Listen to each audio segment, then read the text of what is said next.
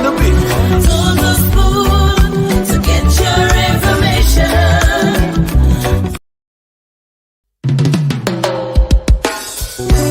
Yes, I, a special one from the CEO, stand coming with the spoon.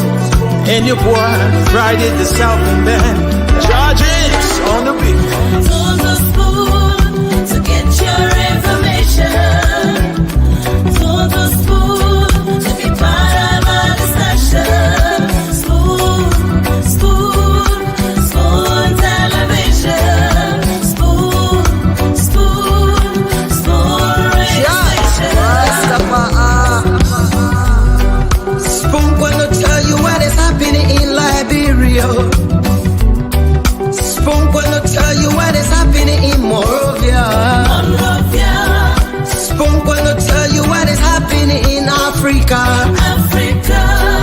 Just to spoon you will know.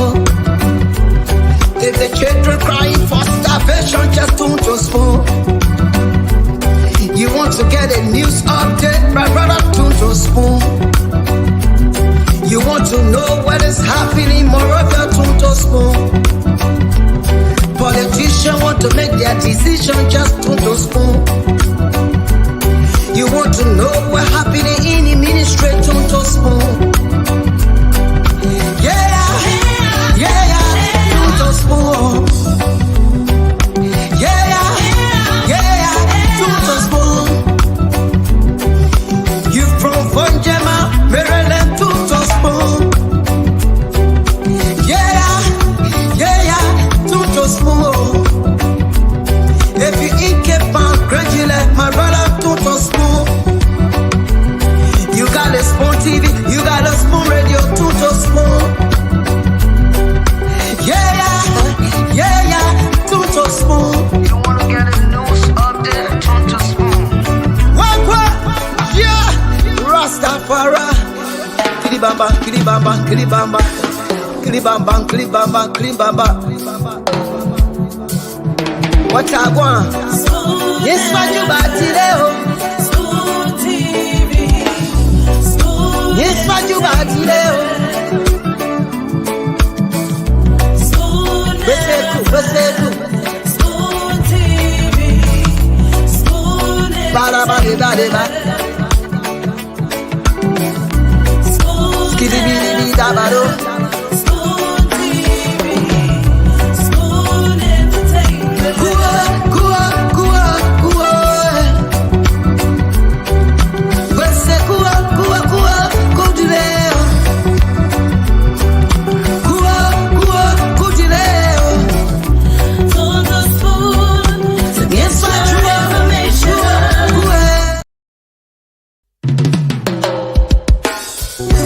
Yes, I, a special one from the CEO, stand coming with the spoon.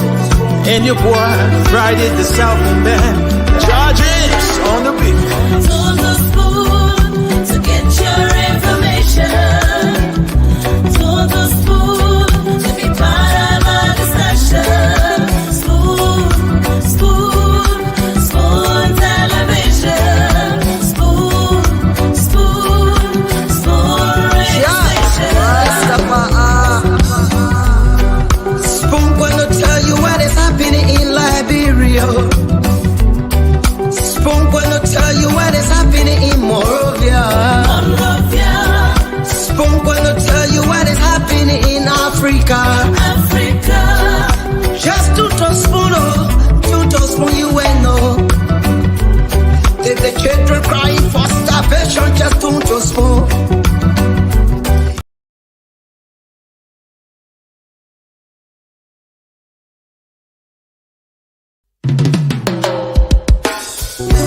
Yes, I, a special one from the CEO, stand coming with the spoon. And your boy, Friday the Southern Band, charges on the beat. To the spoon to get your information. To the spoon to be part of our discussion. Spoon, spoon, spoon television. Spoon, spoon, spoon radio station. Spoon stereo. Spoon gonna tell you what is happening in Morovia. Monrovia, Spoon gonna tell you what is happening in Africa. Africa, Just to spoon, oh, to spoon you ain't know. If the children crying for starvation, just to spoon. You want to get a news update, my brother, to spoon. You want to know what is happening in Moravia, to spoon. Politicians want to make their decision, just to spoon.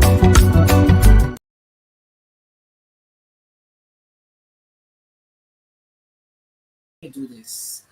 Okay, so what a way to welcome you to another edition of the program Spoon Talk. We're here tonight. Of course, we are live online. We're live on Spoon TV. We're live on Fabric TV and also Super TV or online. That's on Facebook. We're also live on YouTube at Spoon Talk Live. And of course, this is where you get authentic information about Liberia. All of the major happenings, you get to have them right here on Spoon Talk, Liberia's most listened to talk show online and on radio. And of course, my name is Nelson Colette. Let me go across now to bring in Dr. Richie Singh. Let me get Dr. Richie Singh coming in. Wow. Okay, let me say good evening to you, Dr. Richie Singh. Nelson, hello, how you doing? Yes, You can hear me? I'm okay. Yes, I can hear you. You're loud and clear. I can hear you. It's good to see you. Here we are today for another edition of Spoon Talk. Once the panelist gets here, uh, we start talking about different issues. It's going to be challenging and interesting. So I'm just waiting for maybe a panelist to get here. So we should get on the show. So I want to just welcome all Liberians to the show. I want you to share the show. I want to tell Nelson, thank you. Join me in telling Nelson, thank you for being committed to bringing the show to you. He's the one that produces the show. So welcome, guys. It's going to be a spirited show today. We're going to bring information to you about what is going on in Liberia. So Nelson, what's going on in Liberia? Okay, so many happenings in the country right now. Okay, maybe I should start with Liberty Party before going to the other happenings. Well, the Liberty Party has been having some issues, a long one, from 2021 thereabout, even moving up to now. But quite recently, there was this information about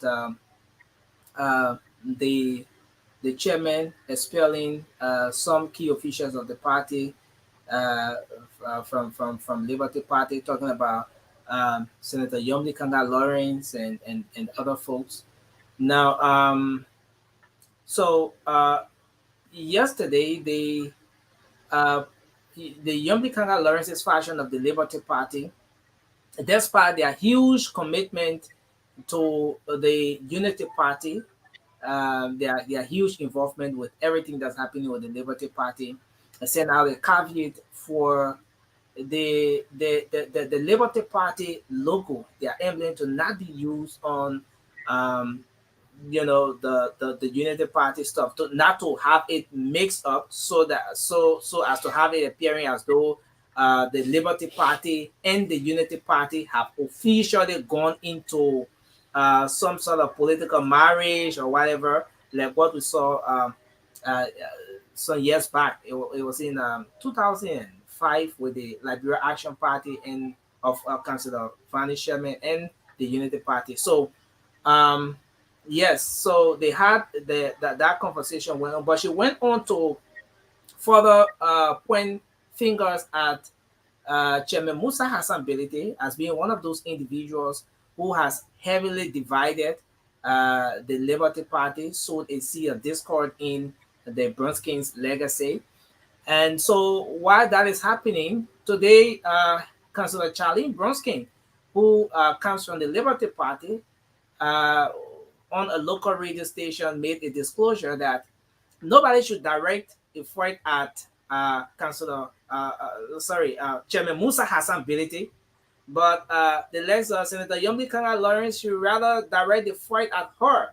And she also used the occasion to dispel the assertion that she is just coming, she's new to the Liberty Party. In fact, the legs of Senator Yombi Kanga Lawrence, Senator DeLong, they have been around and getting the Liberty Party moving on. She says she's not a just come.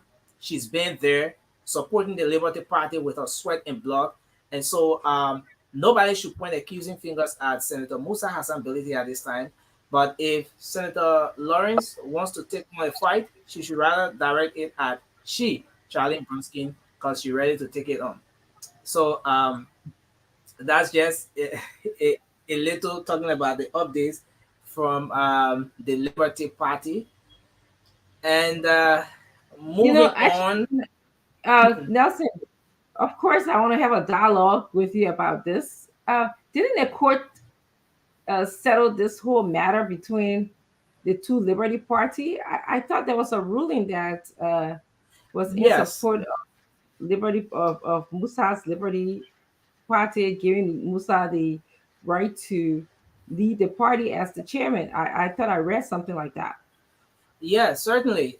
So the court ruled recognizing Mr. Musa Hassan Bility as the legitimate chairman of the Liberty Party. But Senator Yombi Kanga Lawrence and all of those within the Lawrence's faction of the Liberty Party have decided to take on the legal battle. According to them, their legal counsel had earlier advised them that aside from what the ruling, what aside from the ruling that came up, they can still take on the legal fight. So I understand there's still a legal battle going on there within the Liberty Party. Senator Lawrence and her own group has since refused to back down, and they remain firm that chairmanability is not the legitimate chairman, though the court has recognized him. So there's still a fight going on there. It hasn't been resolved 100%. Yeah. So I think I'm actually got the letter in front of me, and I think it was really interesting that Mm. it does say that by this decision, all partisans are advised to stay away from any and all individuals or institutions that will or are illegally carrying the logo on posters, billboard, T-shirts during the Mhm. electionary period for the 2023 election. So that's interesting that they're Yeah, not going so that was the warning. That was the warning. Yeah, yeah, that was the warning that was sent out. Yeah. to. So with this, people are beginning to think to express some concerns. But again, some people are looking at it from the the procedural aspect, wherein before a political party can start to get involved with such, where you see another political party emblem or logo is being merged into another political party's own, logo or whatever. There is a process leading to that. Either there's a merger, the political parties will merge. There's some kind of maybe a coalition or just something of such nature, but nothing of such has been done. So some are looking at it from that aspect that yes, that warning was right.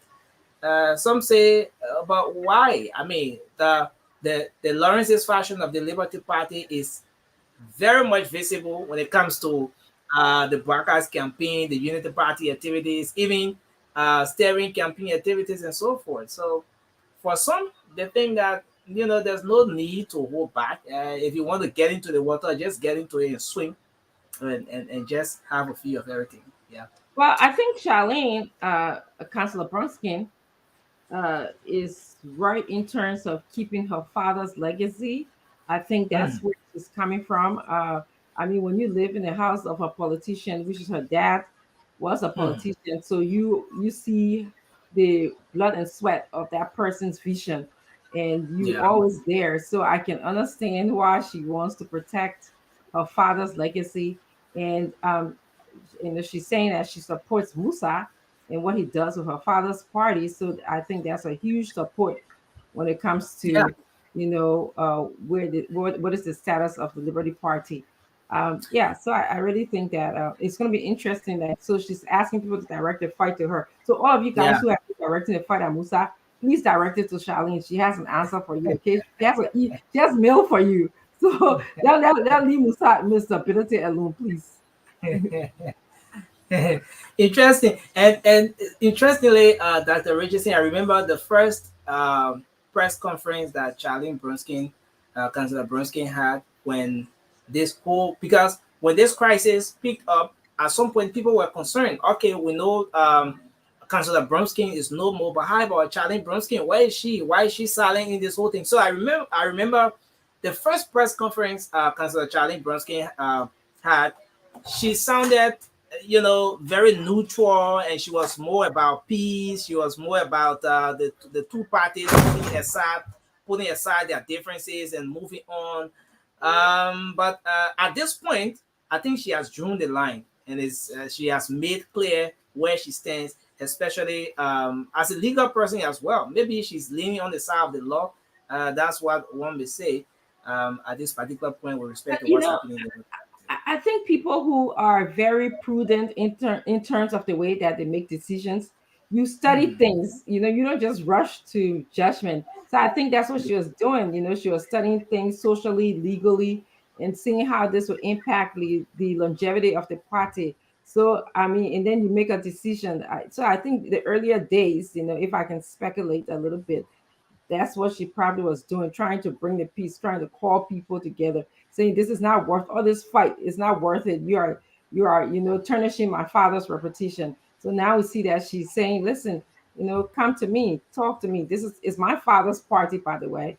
So, well, let's see. Yeah, yeah, yeah. So yeah, so that is that for talking about the Liberty Party.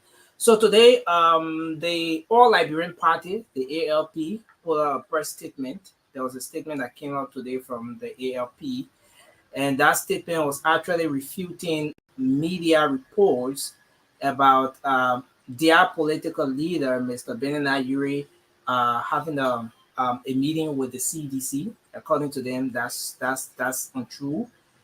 Their political leader did not, at any point in time, have um, a meeting with the CDC. So it's a statement. I think as the rest of the panelists come on, I think you guys will go more into that. Yeah, Yeah, but that's definitely. yeah. So now aside from that, the campaign is right next door. Campaign should be taken up early August. It should be August 3rd. And that's when the campaign will be taken up officially. So ahead of the campaign that's coming up on Monday, President George Weah announced the maritime boss, Mr. Len Eugene Nangwe, as the chair of the campaign to chair the CDC campaign. And so, in the face of that, because he's now going to be chairing the campaign activities, he's going to be chairing the campaign.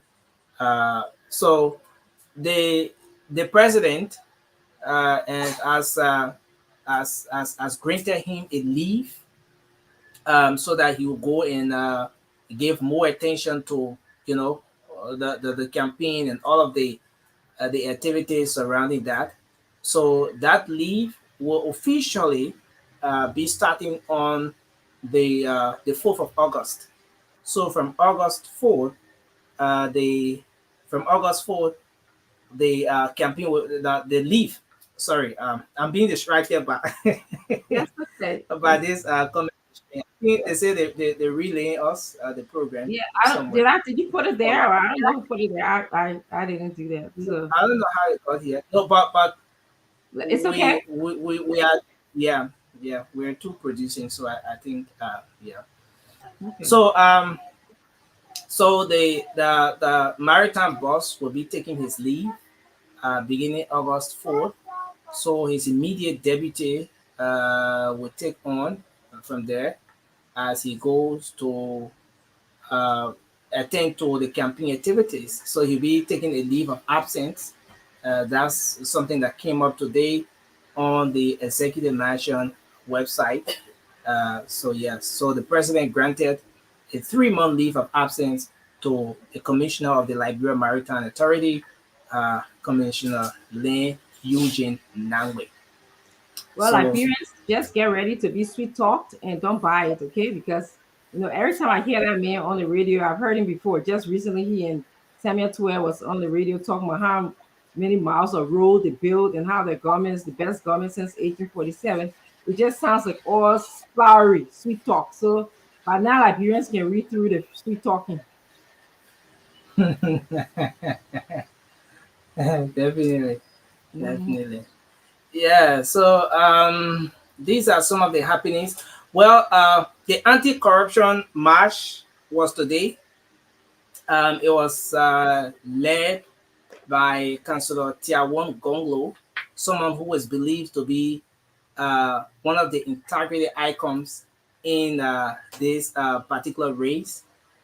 So that campaign took place today, and they were marching to claim the attention of the government and all of our partners with respect to the massive, quote unquote, massive corruption that's going on in the country. So why this is happening, Dr. Richardson, um, most people are aware, and as you may be aware, on the 26th of July last year, there was this riot that took place right before the U.S. Embassy on Benson Street. And so that riot saw so many students being wounded, and even some of the residents of that particular area, they had their food wasted. Since in fact it was the Independence Day early morning, they were preparing their food and so forth. Their food, and other items were damaged from them. And there was a viral video or image circulating on the social media about Christopher Civilli, how he was being manhandled by some individuals. So it's pretty close to 1 year. So ahead of this year's 26th celebration, the Student Unification Party, which Christopher Civilli actually belonged to, they are saying that they are going to boycott this year's Independence Day celebration, and in demand of justice for Christopher, their colleague. It's been about 1 year, and according to them, nothing has been done. Justice is yet to be served for their colleague who was manhandled right before the U.S. Embassy, right on camera. And so they are going to be boycotting this year's Independence Day celebration, and demanding justice for Christopher. Yeah, that's what Wow. they've said. Um, Right. I think I read somewhere that Councillor Gongo is also saying that the government owes the election commission $6.2 million. I think that's the balance that they didn't pay thus far, and yeah, so that put our elections at risk, because the election commissions have not been NEC have not been paid the money that is due to them. So he was advocating that we are prioritizing money for other things. In the paper, President Congo did use the word. He said to go on a 49 days trip. The president is traveling for 49 days, and also that he can go on the holy trip or whatever, a holy visit, and all of those yeah, things he could have reserved funding to be allotted to the National Elections Commission instead of spending it lavishly as he has.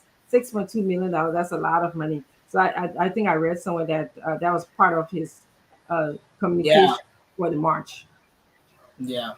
And another information that I got today is that one person was being brutalized today as well. Hmm? Uh, yeah, one person was being brutalized, and there were concerns that and even Councillor Gonglo was raising concern that it's unfortunate that even after they sent a communication told the police, to the government of Liberia, that the government could not provide them with the necessary security, which resulted to the brutalization of that individual. But I'm going to be getting further details as the show goes on, and I will drop that in. Yeah. Definitely, definitely. Anything else before we go on to welcome Liberians that are watching our viewers that are watching. If you did not share the show already, please do so. We appreciate you sharing the show. Anything else, Nelson? I think for now, I think we'll hold it at that for now, Dr. Richardson, so we can. We're I going like know, 25 minutes, so we can get I full know, stop. I know. Thank you so much, Nelson, for your commitment. You're a trooper. I mean, spending time after the show doing another show and waking up in the morning to kind of get caught up with the news. Really appreciate you. Um, So I want to spend some time welcoming our viewers. I'm not going to go by any particular order. Just as my eyes hit the screen, that's who the name that I'm going to call.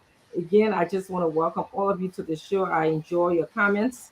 I enjoy your participation as we discuss issues that are important to Liberia. Hopefully, Liberians will make very good decisions October 10th that will put our country on the right path. That is my concern, and this is what I wish for Liberia. So I'm just going to welcome. Uh, Hold on, let me just do. I want to start from where and go see if I can go back a little bit. Gala You know, Kings. sometimes, Yeah, go ahead, go ahead, go ahead. no, I was just saying, sometimes the comment section moves very fast. And yes, it does. This is what a lot of people don't know. So that's why I'm trying to gear my eyes. Uh, well, Daula King, I want to welcome you. He says that we are here.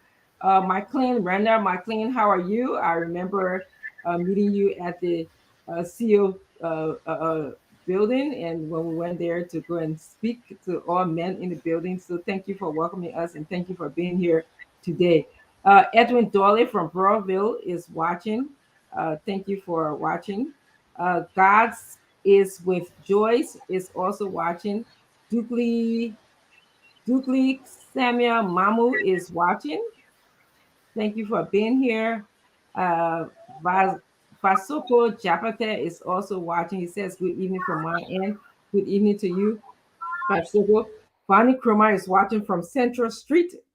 Uh, Thank you for watching us, Fanny.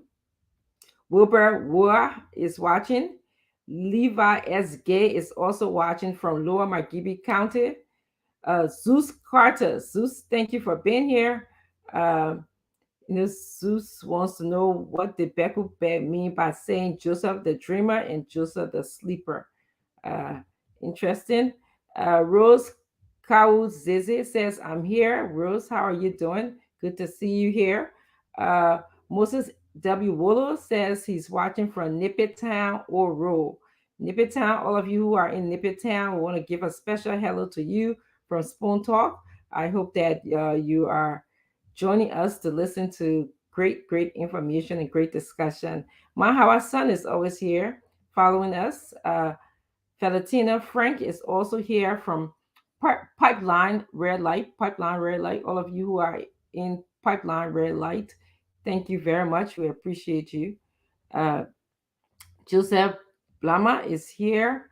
Uh, don't get mad, Mr. Nelson. I'm trying to learn how to pronounce your first name. I think it's Damahon. Damahon. Dumahu, you see that name, Nelson, but he's watching from Vonchiman City, Lufa County. So thank you for being here. I will learn the name. Clarence Benson is also from Hamilton, Ontario, Canada. Thank you, Clarence. You're always here. We appreciate you. Um, Ivan Peace, he's telling me I'm to smile. Please, you look too serious on this show. Okay, I will try to smile. Okay. Mariama Kruma is watching from Parker Pin Residence. Thank you for joining us. Morris Izina is watching from King Swa Boso Intellectual Forum, King Boso Intellectual Forum. So thank you very much for joining us. Um, Christopher T. Nangwe is watching us from LPRC Road in Garnersville area. Thanks for being here. Enjoy that you can join us here. Um, Alex Soup is jumping around again. Alex Mensa is here from Rousfield Hardway, Boys Town Junction. Rousfield High Rousfield Highway, not sorry. Boys Town Junction. Alex, thank you for joining us. Kevin Margio is also here. Barnesville, they break mouth open road. They break, okay. They break mouth open road. Thank you for being here. Stanton, welcome to the show. How are you doing today? Dr. Richardson, good evening, good afternoon. How you doing? Doing good. I'm recovering slowly from my weekend, but I'm doing good. I think I'm much in a much better mood today. A little prepper So than how was this weekend thing? eh, I asked Nelson to put up some of the video, and I don't know if you're working with Nelson, not to, and this is a protest, but how thank you. this weekend thing? Nelson, can you find some the video Thank you for about having this my back weekend at thing? Nelson. Nelson, can you put up the video, please? Well, the I, only I'll, thing I'll try to find it. I'll try to find it for you. Nelson, yeah, don't okay. come up with that story. Don't come up with that story. You will try to. You gotta put up So the let me just video. tell you, the song for the weekend was "What You Know About Me Talking." So everywhere we went, we Oh, I know nothing about you. I can talk you. so Man, the person who sang that song, man. they said if I'm not even gonna go into what the words of the song, but anyway, I know nothing about you.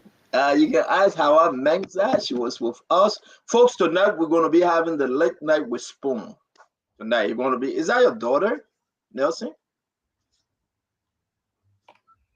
Nelson, is that your I got daughter? little one there like my grandson. Nelson, you can talk, you boo. oh, okay. I was muted. I was muted. I'll No, I'm say he's a asking, guy. He's a guy. oh, is that your son? How old? Yeah. Okay, He's congrats, Two. Nelson. How old? 2, 2. Yeah. Yeah, 2 years old. What was your son name? He's called Sir Andre. Sir Huh? Andre? Yeah, Sir Andre. Oh, he's a chief. He said, sir. Okay. So Andrew, we say hi to you. McLean, Reynolds, we said greetings. Balu Sako. We want to welcome Frederick Davis. Ojuku. Ojuku, welcome. Kafala Sharif. Philip Bala, like always. Philip, the man, that's his son in there, St. John. You come here with your own name for the mess on Philip. Ah, I say my son is Andrew. You say Augustus Billy. Agata Zakba. Agata, how you doing? Why your name sound familiar? So Turkey Republic of Northern Cyprus. Agata is joining us from Northern Cyprus. Lucinda Cole. It's been a while, Lucinda. It's good to have you. The What's Up, I believe I did, Lucinda. We'll check it tonight. Let's go tonight and get some other very, very important things. As we wait for the folks, Dr. Richardson, what's happening? What's on your mind? What you know about me, Turkey? There you go. You What you see, know about me, Turkey? Cheche Poreo, what you know about me? What you you see, know about me, Turkey? that's, Bisa that's, Boreo, what you know about me? What you know about me, Turkey? that's I it. said, what you know about me, Turkey? Hey, In a Solo song, they G. say, in a song, they say, whoever took the name all the way from Nuku Town to Looking Town, you're not. Early out Nuclear Town alone. I don't let people talk about Nuclear Town. He took my name all the way from Nuku Town to Looking Town. He said, what you know about me, Turkey? Today will be a very, very good one. We got a reply from the Banda Urey camp, the ALP saying, we didn't meet Joe. We didn't meet CDC. We got everything. The juicy one coming up tonight. The Banda Urey, as reported on the front page, did he meet CDC? Did he meet Sir Joseph? Did he meet Thomas Farah? Did he meet Samuel Twain that up to now he have not paid Silver Seventh?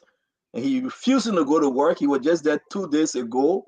Samuel Twain ran away from the office. It's been a long time. He just got there 2 days ago. Did he meet Eugene Lin Nangbe? Hey, the duo and call who himself.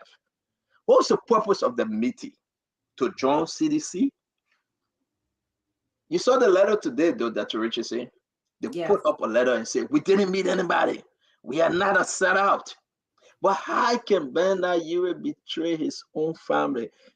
Do you believe that he did? Is it betraying his family, or this is a whole family thing?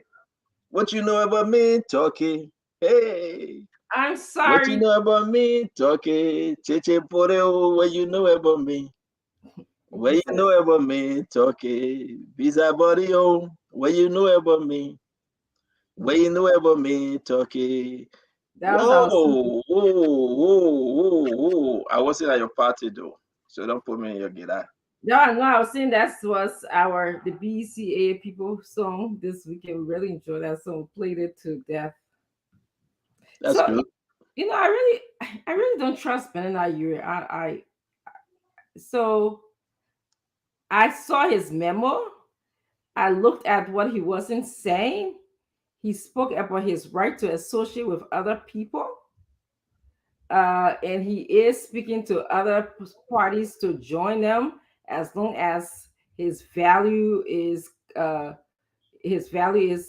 matches the other party's values. Um, so what is he telling us? Did he meet them or not? Because you're telling us he has the right to associate with other people. Um, and when we heard what Costa said, that Ben and I was angry or disliked. Let me say this was disliked the whole concept of uh, Vice President Buckeye joining the devil. He decided he used the word or supposedly used the word that you would join the devil just to be president of Liberia. And supposedly Joseph Buckeye said that, well, sometimes you have to join the devil, or sometimes the devil can be useful for other things. And I'm not exactly quoting, but that's kind of paraphrasing what I heard. So I'm not sure, but I don't trust anything that he says. I don't trust anything that Benayoun says. He's a flip flopper. He being back and forth with the CDC and on his own. 1 minute he's mad at them, 1 minute he's a friend of them. So that's how I feel about the whole situation. You know why we have videos? We're going to play these videos. We're going to discuss a little bit about Bernard Urey. Another incident that took place to tell you guys we can sit here today. Senator Bocha Sigbe walked out of the Senate floor while they were talking about the LDCC nominee when they were trying to do. But listen, folks, there's a reason why he walked out. I want to be reaching out to the Senator Bocha, Jonathan Bocha Sigbe, for us to ask him why. I mean, they speak on, but what's really going on? What I mean, his dislike. I'm going to be placing a call to him and hope he pick up his phone. But it is important for us to say this. There's a reason why he was angry. There was a reason why he felt that something. And honor the Constitution, honor the LDCC guidelines. Dr. Richardson, we understand that there should be no two commissioner from the same county. Honor the LDCC guideline. Is that right? I didn't follow that. Listen, yeah, we want to talk about it. We want to discuss it. Two commissioners from Riverside and three from Monserrado. Oh wow. So I want to understand from Bocha Sigbe. I want to understand from Darius DeLorme. I want to understand from those senators that are reading these things. When these people, they want for confirmation. Darius, they don't kick them out because he said, listen, you didn't announce, right? Talking about the same thing they say for everybody. Oh, declare your asset, declare your asset. You didn't declare your asset. And guess what happened? You sitting in front of us and saying you would uphold the law. So last week he kicked them out. He was mad. The law and the rest of them said, no, we are not talking to you guys. And we got our video ready. We showed that video. And he said, no, I'm not talking to you guys. I'm wasting my time. And today, Senator Sigbe said, you know what? I'm out of here. Why can't we just wait till after the election? We want to know and understand the LDCC document. Are they going with the new document or the old documents? But why will you have two commissioners from Riverside? Why will you have three from Monserrado? We're going to discuss it too. We want to welcome all of our many, many followers. And this is just another tease we're going to bring to you. Again, we talk about Yombly expelling Musa Bedete. Musa Bedete say you all of our party. Dr. Richardson can talk about that when the group comes. That Dr. Richardson people. Yeah, we'll give you that one, Dr. Because I think Kwawu says she coming on the show to talk about this thing. Folks, today I passed that Yiga story with Rescue 2. If Dr. Richardson want to discuss it, she can discuss it. But we have discussed it so much. Jeremiah Kuhn and that Yiga story, we passed it. We want to discuss issue relevant to the nation. And somebody sent me the stuff. The various promises that President George Manawa broke. All right. We have all information from the Southeastern. You know, the healthcare workers were going on strike, right? Now they pause it because the government have promised them again. We also received information that Joseph Yeman Boakai will be traveling to the United States of America. We received information that Joseph Yeman Boakai, standard bearer of Unity Party, he will be traveling to the United States of America. And also for immediate release, this was signed by Jethro Emmanuel Colette, that Bernard Urey is denying the allegation when folks said he met CDC. We have the list of those presidential aspirants, those that will be contesting in the October 10 election.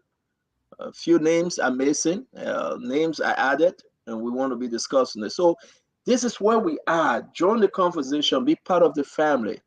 We're expecting to have Mo Ali will be joined by Eugene Lamin Fagon, Memper Gono, Gibson Jeru. Fadiga coming on tonight. Fadiga said Deacon from South Africa. I heard that he was supposed to travel. Yeah, I haven't heard much from him. I didn't reach out to him, but you know, Yes. he could possibly show up. Yeah, you always popping in because just to attack ANC, that boy is very bad. Well, why you love attacking ANC like that? I told we were family. Maybe he wants to be a member of the ANC or CPP. But Fadiga is bad, man. Folks, Fadiga is something about him. The man attack is so crazy and so strong. He can just go for the goal, and he can hit so hard. You know, since an interesting thing, his sister is a die-hard CPP supporter and member. Fadiga, your sister? Yes, I work with her. I know her. What's her name? I'm not calling her on national. I will call her name. Fadiga's sister supports CPP. Yeah, so I don't even understand his owner issue. And I'm sure he's listening. I told him he got issues. But I thought Fadiga was supporting. I mean, let's slow down on this thing because we want to start the show. But let's hold on a little bit. I thought Fadiga was supporting Mr. Cummings. Why he changed, though? Why? I mean, he would be the right person to answer that. But I'm sure, yes, I initially thought that when he came on the show, he was supporting Mr. Cummings. I hear that Remy Gray is leaving too. He's not supporting Cummings. Is that true?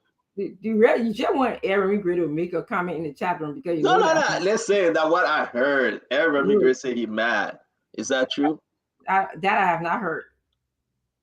Are you leaving too? You supporting George Weah? No, I'm. Ladies and gentlemen, Dr. Richardson is supporting George Weah. This is our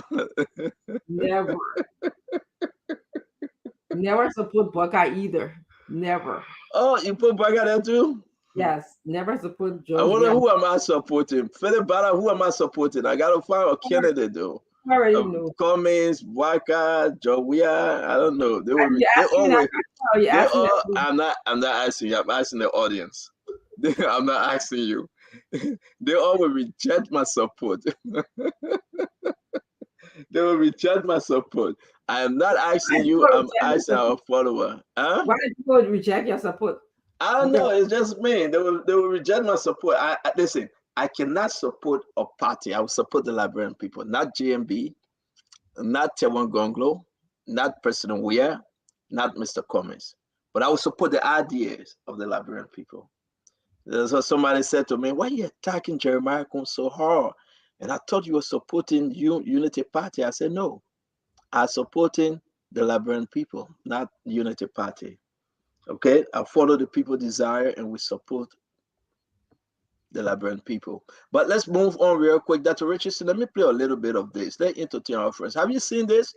Hello, Johnson, what happened to you? People hear me. Abu? Hear me, but tell me. Oh, who is supposed to tell you? Supposed to tell you it's my best penalty. Oh, man. What you did? What you did? I do nothing. I'm going to trader coming down to what time is. Oh, the truck. I trailer you on the truck. Yes. And they put tie you. Yes. Hey man, too bad. They have you there. Oh, okay, all All right. the ways you want. So you see that those are some of the things that we were discussing yesterday. Dr. Richie saying, and believing that Mr. Urey went to support. He's on his way to support President George Manuel. We are as a father, Dr. Richie saying, understanding what your daughter went through. How can you have the mindset to say, I'm going to support the person that persecuted my daughter, that terrorized my daughter, that put my daughter under such a trauma, that Liberians were hurt.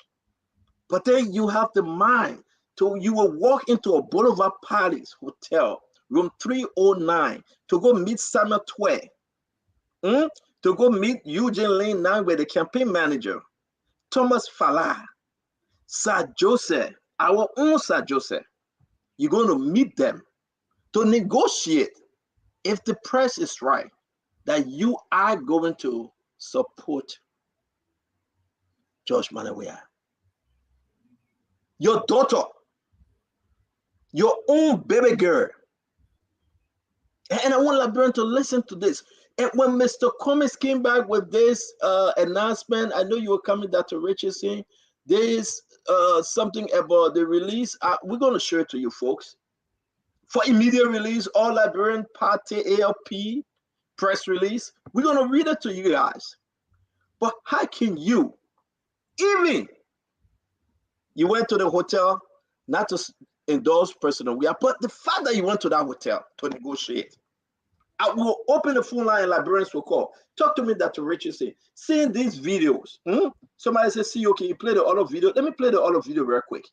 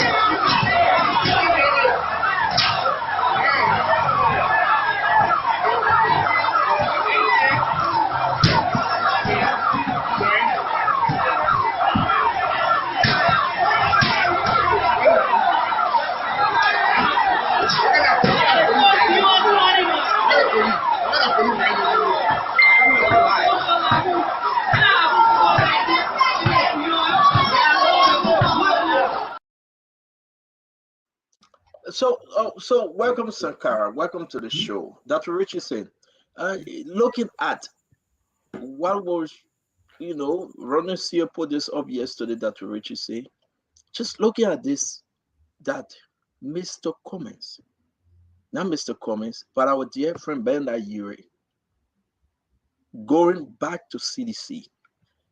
This headline, this message, Bernard Urey, going back to CDC. Bernard Urey, ignoring the fact that Liberians got hurt, like this brother over here over his left eye, knowing very well that this thing was worse. People's homes got burned. understanding that the car that Fagon said the government gave Banda US $65,000 pay back for the car. Look at that car. Toyota ran into somebody's home. People suffer. Are we getting a feedback from somebody? I think it's you. People suffer. And today you came. Look at everybody that got hurt. Every one of them. But Mr. Urey, Mr. Bernard Urey, this man wearing the CDC cap, wearing the CDC jersey, Mr. Bernard Urey, this Bernard Urey, willing and happy to close his eyes on all of those things, even his own daughter, and go run a political campaign for President George Manawia. Dr. Richardson, you got to talk to me. We'll bring in Sankara thereafter. So, if it is true that Urey is going back to CDC, it is extremely disappointing. It is, disloyalty to his family, disrespect for his daughter. It appears to me that he's the only reason why anyone will do this, will go back to someone who insulted your daughter, who almost killed your daughter. That was a very tense moment for many of us. I watched that scene. I actually thought that car was going to explode and burn all of the people who were in the house and kill them. But luckily, thank God that it didn't happen. But by giving anybody, any news media, any inclination that you're going back to CDC is a disrespect, is an affront to your family, to your daughter. You are saying that it's okay for the CDC to continue to harm not only your daughter but harm everybody else. You are saying that it's okay for the auditors. I'm sorry, you got music play in your bag, Dr. Richardson? You can hear. My God, I think someone's playing music in my family room. You can hear it? Yeah, it's coming through. Thank you, Sankara. Let's come to what Dr. Richardson finish up with that. Sankara, we are playing the video. We discussed this last night. The reason why we are bringing it up again is because of the press statement that the ALP put out. They are denying this, though.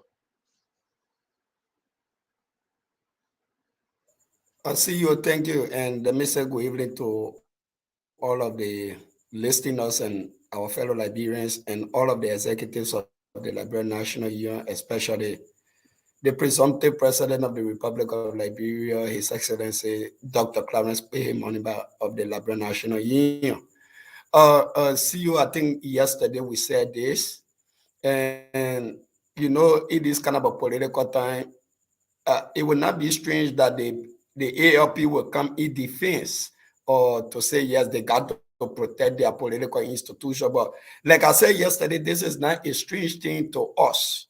And seeing Bernard Urey going back to the CDC is almost like a practical child in the Bible.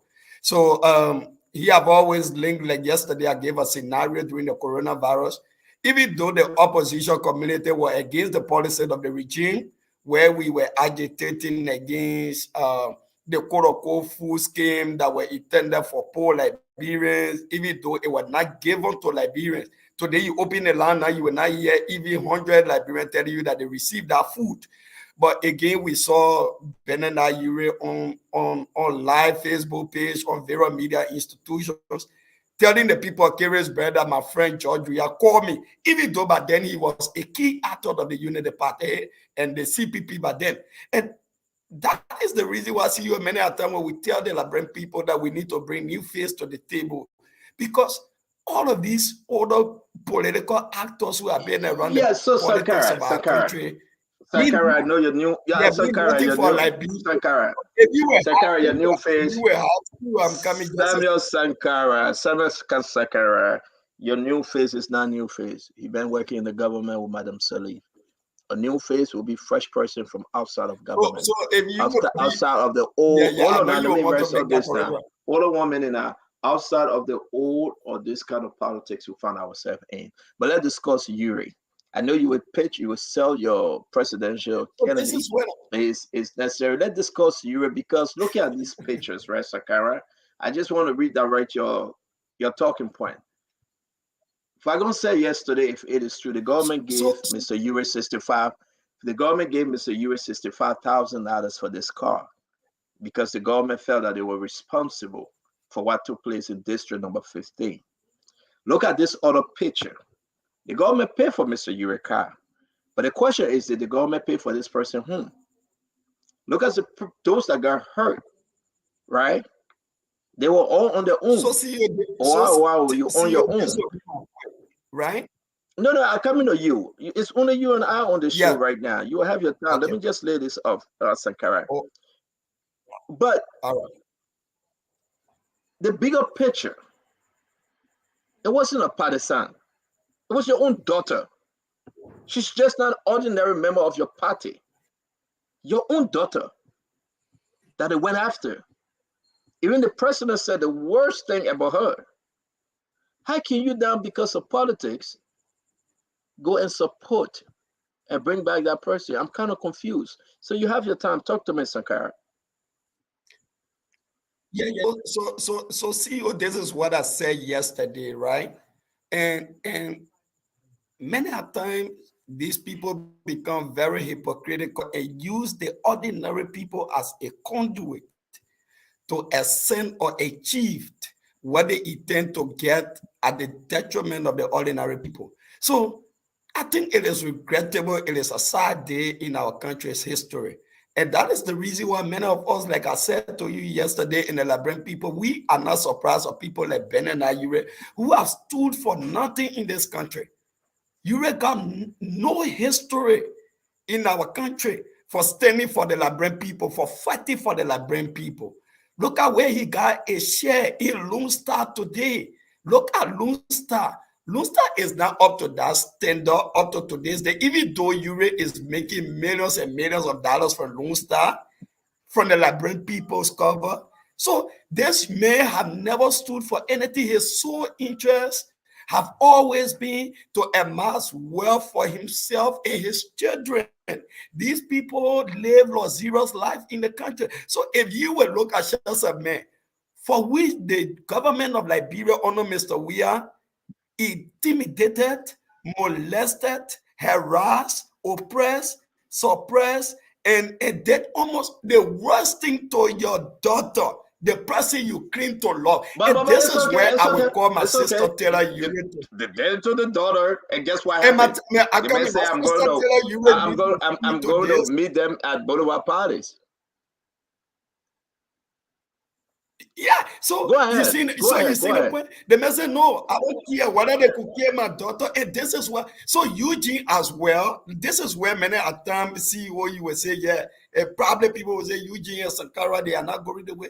So you see, Eugene is just breaking a news to the Liberian people that the government of Liberia pay for Taylor Urey's car, which is 65,000. Even though we were agitating, all of us were fighting around here for Taylor Urey's safety. But then our own friend and brother could not get that moral to tell the Liberian people, but then he was sitting at the end of government to tell the Liberian people that this particular so Sankara, you read it, he just broke it yesterday. You don't know where he received the information. So you get speculated. No, but let's see, this is the man so let's move on. Hold on 1 minute. Hold on 1 minute. Yeah, hold on 1 minute. You gotta wait for Eugene. You gotta wait for Eugene when he come on. Then you ask him the question. Don't talk behind his back. It's like where you know about me talking. So we were asking that question. So you gotta wait. Yeah. So you gotta wait. No, hold on, Sankara, hold on 1 minute. Slow down. When you come on, we take it onto him. Yeah. Slow down. Slow down. You gotta wait for Eugene. We don't talk behind people back here. Slow down. That's it. I want you to put the phone number up. I want us for Liberians to tell us how their own feelings, right? As to hearing the fact that Ben Urey now going to join CDC though they put up this reckless or useless statement, of course, we're not going to believe that statement. I choose not to read the statement, but our audience saying that we should. I don't know if you have it because my eye is hurting right now. I can't even see the statement good. Maybe the man with the glasses will help us, but I don't know whether you listen, folks. Is there? Bernard Urey as Jethro Emmanuel Collet, and I like Jethro. Jethro Emmanuel Collet, Secretary General. You know, so this is what happened, right? Bernard Urey, the standard bearer, Theodore Momo. So the next person in line is Jethro, the Secretary General. So they say, remember something. And he said, press release, all Liberian party denounced forced report of meeting with CDC. Monrovia, Liberia, that all Liberian parties strongly refutes the recent claims made by certain media outlets alleging that our esteemed political leader, Honorable Bernard Urey, held a meeting with officials of the Congress for Democratic Change at Boulevard Palace. They didn't say the room, but I'll put the room 309. We categorically assert that these reports are entirely false and without any basics in truth. You know, when they got ready to lie, Sankara, they say categorically. They all go back to Akara's grave. Categorically clear. Let me be categorically there. Yeah, you know that skin. Yeah, you know that skin talk right there. So now they come up with that categorically. You know that skin talk. But let's read this thing. Let's read this tabata. The ALP honor the principal leadership of Honorable Urey. Indeed, he's honorable. Maintain transparency and integrity as the cornerstone of our political activities. We stand committed to upholding the values of honesty and accountability. You know that's another lie. Don't you leave, Nelson. We'll be going to the phone line. I want Liberia to tell us how they feel about this tabata. Furthermore, the All Liberian Party is grateful for the show of support and recognition it has received from Sarah, blah, blah, blah, blah, blah. Then we'll go straight down the line and say, as we move forward, the ALP remain dedicated to this mission of promoting welfare of the Liberian people and working towards a prosperous and inclusive society. We call upon all citizens to stand united in the pursuit of a better future for our beloved nation. How can you call on all citizens? How can you call on all citizens, Mr. Urey? The citizen came, they got whipped, they beat them, they chased them, they hurt them, as you can see. How can you call on all citizens now, Mr. Urey? We call upon all citizens to stand united in the pursuit of going back to CDC. Is that what he said? Because he's going back to CDC. It's disgraceful that these people hurt themselves, that they hurt them for nothing. It's disgraceful. How can you tell us, we Liberians, that we call on all citizens stand united against what? Against your cell phone company? Or for your cell phone company? For your own personal gain? I mean, this is horrible, Mr. Urey. With all due respect, Mr. Urey, this is horrible. And as you can see, Mr. Urey is in his CDC outfit. He will be on the campaign field. He will be stomping for President George Banneret. We will open the phone line. Let's listen to Liberians. They need to tell us, hearing the name Bernard Urey and going back to the days of Chastiter, and now understanding that he's going to turn his back on his daughter. They can flog his daughter. They can do whatsoever they want to do to her, but he will still support George Banneret. Amen. You know, open the phone line. You can take calls. Now you can, what's your name? Nelson Colette. I'm picking Nelson, take calls. Put the number up. We have to hear from the Liberian people briefly. But you can call about who you can talking about. They're both named Yeke, so you didn't ask me who Yeke I called talking about. Move for here with your Tabata, man. Nelson, open the phone line. Let's talk to Liberian. Let's put the number up. Liberians need to call and tell us their own will, their own feelings as to for what, why is the me that the Richardson you were speaking when the the music sound was coming from your house. We want to put a number up, but I want you to finish up what you were saying, and we'll No, put a number up. actually, I think it's okay to move on with the phone calls. I kind of forgot what I was talking about, but I was just not in approval of Mr. Urey joining the CDC. I think it's disloyalty to his family members. So, but go ahead, put the number up. My teenagers were having a party in their bedrooms. That's why I had to go and tell them to turn the music down. Okay, so see, I think you muted. I'm sorry, somebody was calling. I'm so sorry. Let me take this one. Your name and where are you calling from, sir? Stanton, this is Elston Election Lisa, and I call from the U.S. I have a very legit question for you, Stanton. Can you authenticate when that picture that Mr. Urey is seen in the yellow shirt with the CDC logo on it? Can you tell her around when that picture was taken? That is very vital to this discussion. Oh, it's not a recent picture. It's an old picture. Okay, because the reason why I asked that question, because if that picture was a recent picture, then the whole press release. The whole press statement is a lie, right? It's a lie, right? So yeah, but tell me though, having said what you just said, let me go back and hold you right there, my brother. It is important now. The man is forgetting his daughter suffering, what she went through, and now he's going back to CDC. Yes, talk to me. Talk to me, bro. Yeah. That is pathetic. If he goes back to CDC, considering what happened to his daughter, I want to believe that incident occurred in Logan Town, and I was in the U.S. here, and I watched how bad it was. The people tried to attack his daughter. If it wasn't for bystanders and some goodwill Liberians who were around, who know where that incident would have ended. His daughter could have been killed. She could have been injured so badly that she could be amputated. Whatever had happened would have happened. It would have been because of the people. Having said all of that, why would this man go and support CDC today? It's a shame. It just tells you our people, they are lacking moral compass. They have no sense of direction. How can you go to a party that your own child that you birthed try to injure and you go back to that people? It's just a shame on him. I don't know what other thing can attribute to it. It's a shame. Thank you very much, my brother. Let me take this one. Thank you very much. This is the People's Network. The Liberians going to call. We're going to make the case tonight as to who Bernard Urey is. How can he sell his own daughter? Your name and where are you calling from? How are you, brother? I'm P. Jimmy Kofa calling from Baltimore here in Maryland. Talk to me, Mr. Kofa. Okay. Folk Lawin.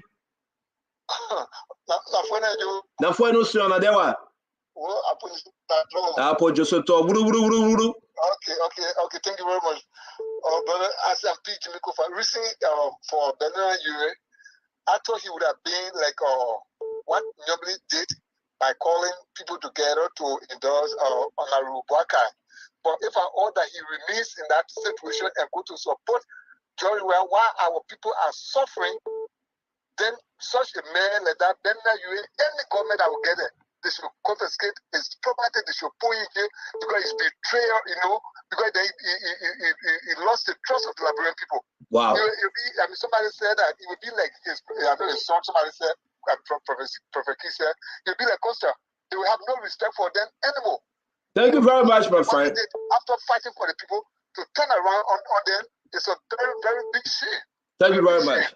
Thank you very much. As you can see, Bernard Urey at the time 2011 or so, he's sitting down with George Miner. That George, but listen, we know the story. President Ware used to go hang around with Bernard Urey during the election time. Bernard Urey used to take care of him. Whatever the situation is, let's hear from the Liberian people. Nelson, if you got somebody on the phone, you might let me know. Go ahead, my friend. Your name and where you calling from. This is Spoon Talk. How you doing, Stanton? My name is Ute Tawe. Stanton, I appreciate what you're doing. Look, what you've done for the Liberians will go a long way, irrespective of some of your challenges. We must praise you for what you've done for the Liberian people. But you see, having said that, politics is almost like a biscuit. It breaks just any way. And And sometimes the least time you expect for things to happen, it does not happen that way. Look, the situation of what you mean, banning Urey and identifying with the CDC. I mean, my man, this is politics. This is politics. Politics is interest. So you said, what's your name? What's your name again? I said my name is Urey Tawe. Okay, Tawe, let me ask you a question though, right? And you're right, this is politics, man. But man, you will put your daughter life, your daughter, your family on the line just because this is politics? Okay, but there is a situation, my man. Look, you got to be a forgiving person. You cannot or just all along the way. Okay, probably the brother has sat down. My man, your daughter, you talk about grudges. Where you coming from, bro?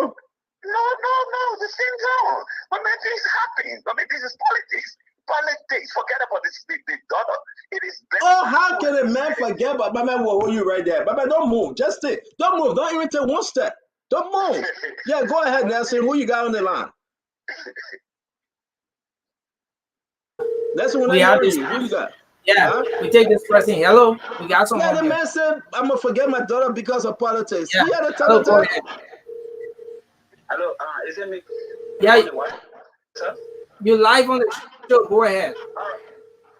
All right, yeah, my name is Joseph Opana, and I'm calling from New Hampshire. Look, Stanton, y'all stop doing anything to us.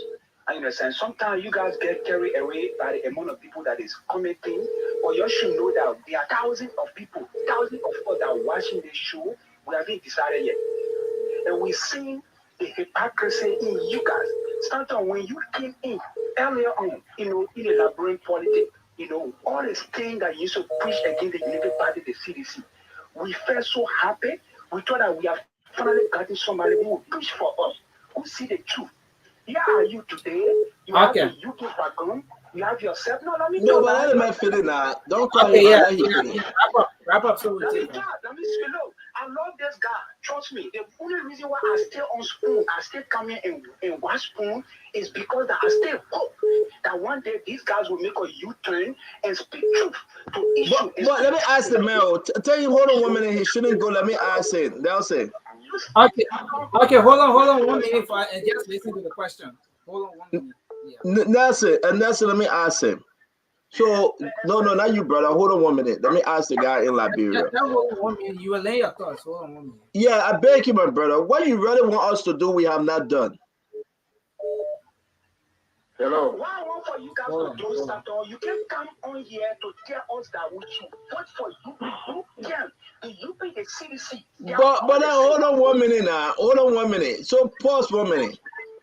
Pushing for the United Party that we know that drag this country down for 12 years, corruption, nepotism, everything you said about you just say everything.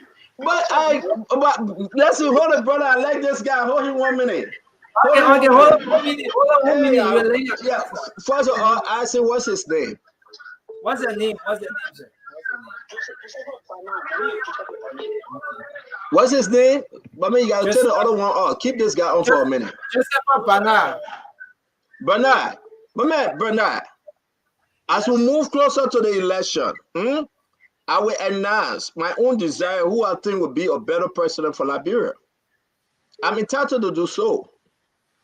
I will announce who I think would be a better president for Liberia. I have not announced that yet. We have asked President George Banner we had to have a U-turn. We have asked President George Banner we had to have a lot of mistakes in his government. And it is important for us to tell the president the truth. So I agree with what you are saying. We got to preach because we want to represent the Liberian people. But yet and still, the president or any opposition leader will not be doing the same thing as they expect us to celebrate them. I have not endorsed anyone yet. I'm saying my dislike for the president leadership, and I hope you can accept that. Okay, thank you very much. All right, thank you very much. Let me take this one real quick. Your name and where you calling from? I'm calling from New Jersey. Talk to me, Abraham. I'm calling from New Jersey. My name is Abraham. Abraham, make your point, sir. Yeah, thank you very much, Denzel. You're welcome. I've been I've been here, I've been listening. Yeah, I've been listening to you guys. What I want to say, the guy that just called, I think he's trying to tell us that the UP have been, for the past 12 years, they did a lot of corruption. But this government is doing 100% of the Liberian people. I think this is what he's trying to say. So you people are trying to back UP to come back into power. I think if I'm not mistaken. But let me just come to one thing. You see, one thing about Penina Urey Costa, I'm a supporter of Costa, okay? But because of what happened, I drew back my support to Costa. But I just want to say something here. Our people in Liberia, the political leaders, they only want their own interests. They don't care about the Liberian people. You understand? So my thing is, I think they have to, the Liberian people themselves should stand for themselves. Because if they depend on the politician, all of them will go crazy. Thank you very much, my friend. Thank you very much. Go ahead. That takes 2 more calls. Go ahead, Nelson. Okay. Hello. Go ahead. You live. Okay. Yes. Hello. Yeah. Go ahead. Okay. My name is Charles Naurazu Kolikwela, and I'm calling you from Naurazu State, Lofa County. Okay. Go ahead. Lofa County. Yeah. Wow. CEO. We just said this to the public. Sankara instituted Nomi. We started ALP. We work with Ben Urey. We know Ben Urey too good. Mr. Urey, in terms of betrayal, he can sacrifice to betray even his own daughter when there's money on the floor. So no ifs and ands about that. And I said this when Costa came out with his press conference of recent. I said the dream of Terra Urey being a real politician, because we were looking at the leg of Terra Urey that when young Kangas, they are going older now, Terra Urey are going to take over. But because of the attitude of his father, how greedy he is, how he betrays people, Terra Urey political dream going to die down. Because she's going to be afraid not to, break away from her father's party, and the father is after money. So that syndrome, that money syndrome has transferred now from Costa and going to Urey. They're trying to do everything with business. Thank you. Thank you very much. Thank you very much. Yeah, let's squeeze in this person quickly. Hello. Yeah, go ahead. Hello, go ahead. Oh, the man call you talking about $100. You owe the man $100. Let me take this one real quick. Your name and where you calling from? Yes, my name is Lon. I'm calling from Philadelphia. I can say, hello? Lon, go ahead, talk to us. Yes, the thing is just very simple. Bena Urey just grew up working from day one. If you can, Bena Urey history started setting $5 in a country. I mean, for trash cars. That's what makes Bena Urey to come to permanent in our country. People forget all of those things. Bena Urey he did it in a way that today our people lost 3-day free call. That call helped my sister to go to hospital. That 3-day free call. Wow. Oh no, emergency. All those things that he just into everything that letting snow. So don't want to be discussing with people when they get turn it back on time, so who they get turn it back on. So the man turning his back on his own daughter and going down to campaign for George Weah. I won't call it broad day wish. Not day. That's something that you don't get trust. I mean, how you cool, man? You know about broad day wish and that time wish. I mean, I get scared of you. Oh, brother, I'm a cool man. Hey, you swallow. I'm for you swallow. All right, man. Thank you very much, man. That's what I should say. I see more Ali in the back coming to join with this conversation. I'm afraid of this guy, but it's very important to bring him on. But talk to me, Dr. Richardson. It's strange, though. The other caller said, man, that's politics. But your daughter, your own child, man, your son, you're going to turn your back on them because it's politics? The men have said the worst about Tidia Urey. President Weah said, I don't even want to say what he said about Tidia because I respect her. How can the Honorable Bernard Urey from the ALP walk into both of our parties with his bag under his arm, Theodore Monmo with his bag under his arm, going there to meet Sir Joseph, Eugene Lynn Nagbe, Samuel Twe, Thomas Farah, to discuss issue relevant to Bernard Urey crossing over? Stanton, just a video of Mr. Urey speaking after the incident, and he actually sounded like a parent who was definitely protective of their daughter. He was emotional. You know, he talked about how Wea was like a brother to Telia. He also wondered why would a brother want to harm or kill their sister. So, you got that video? Yeah, I just sent it to you. Check your. Thank you. Thank you.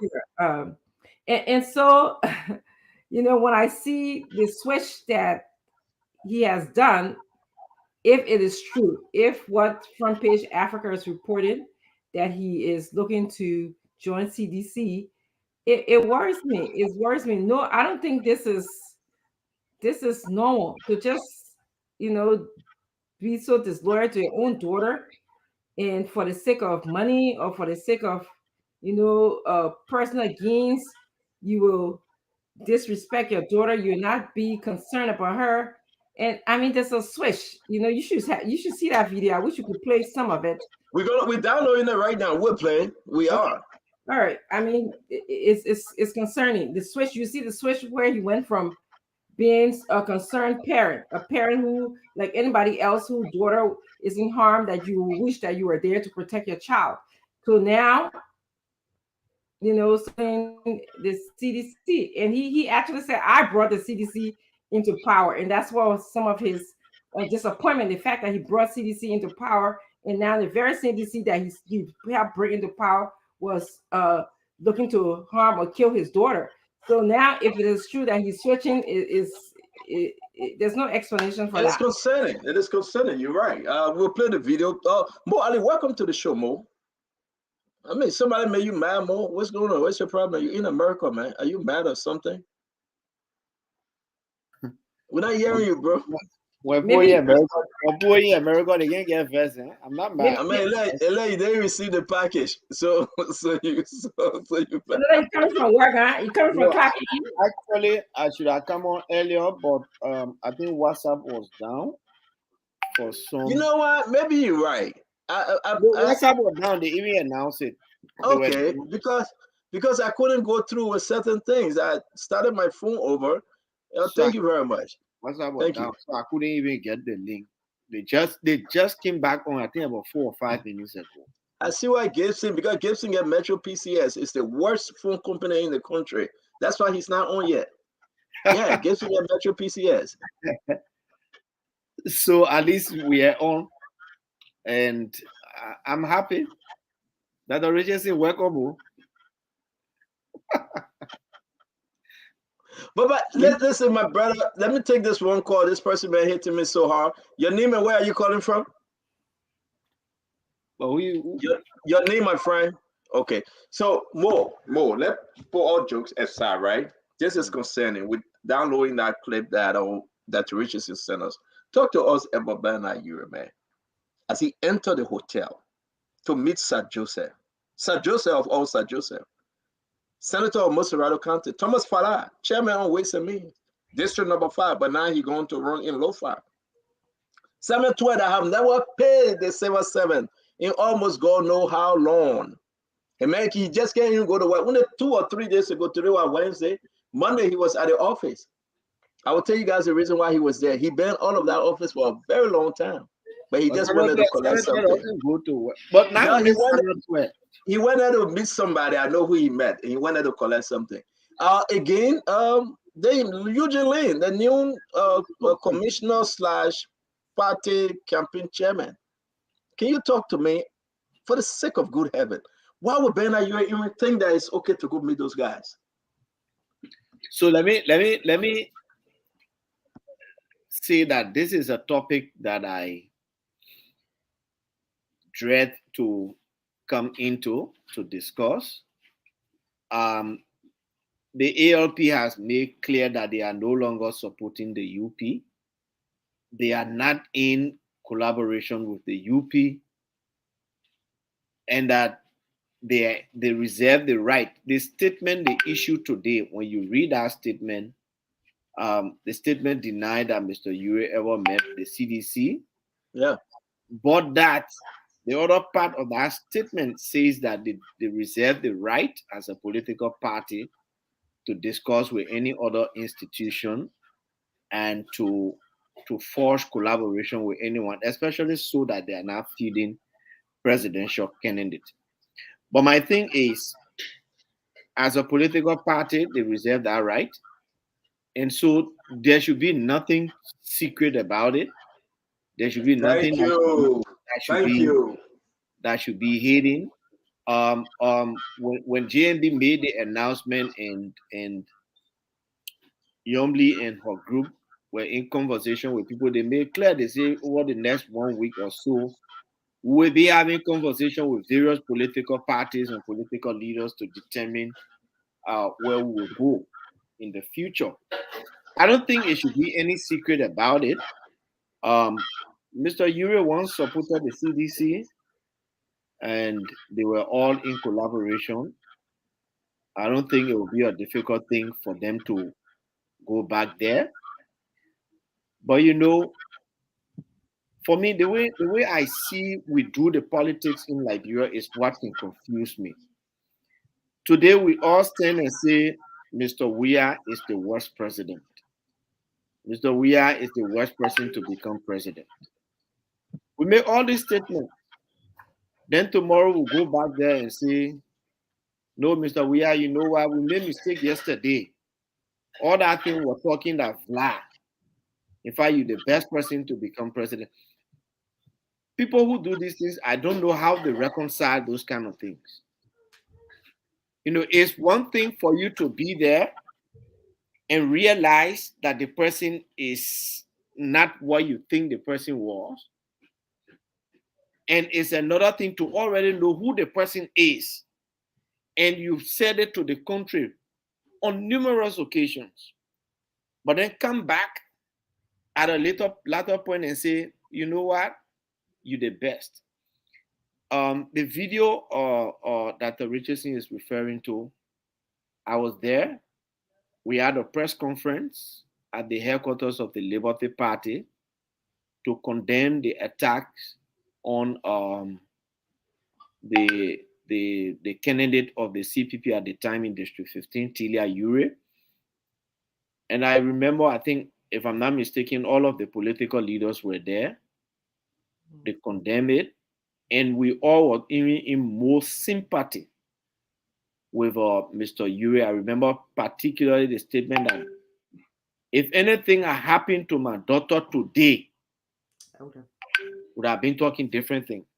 Yeah.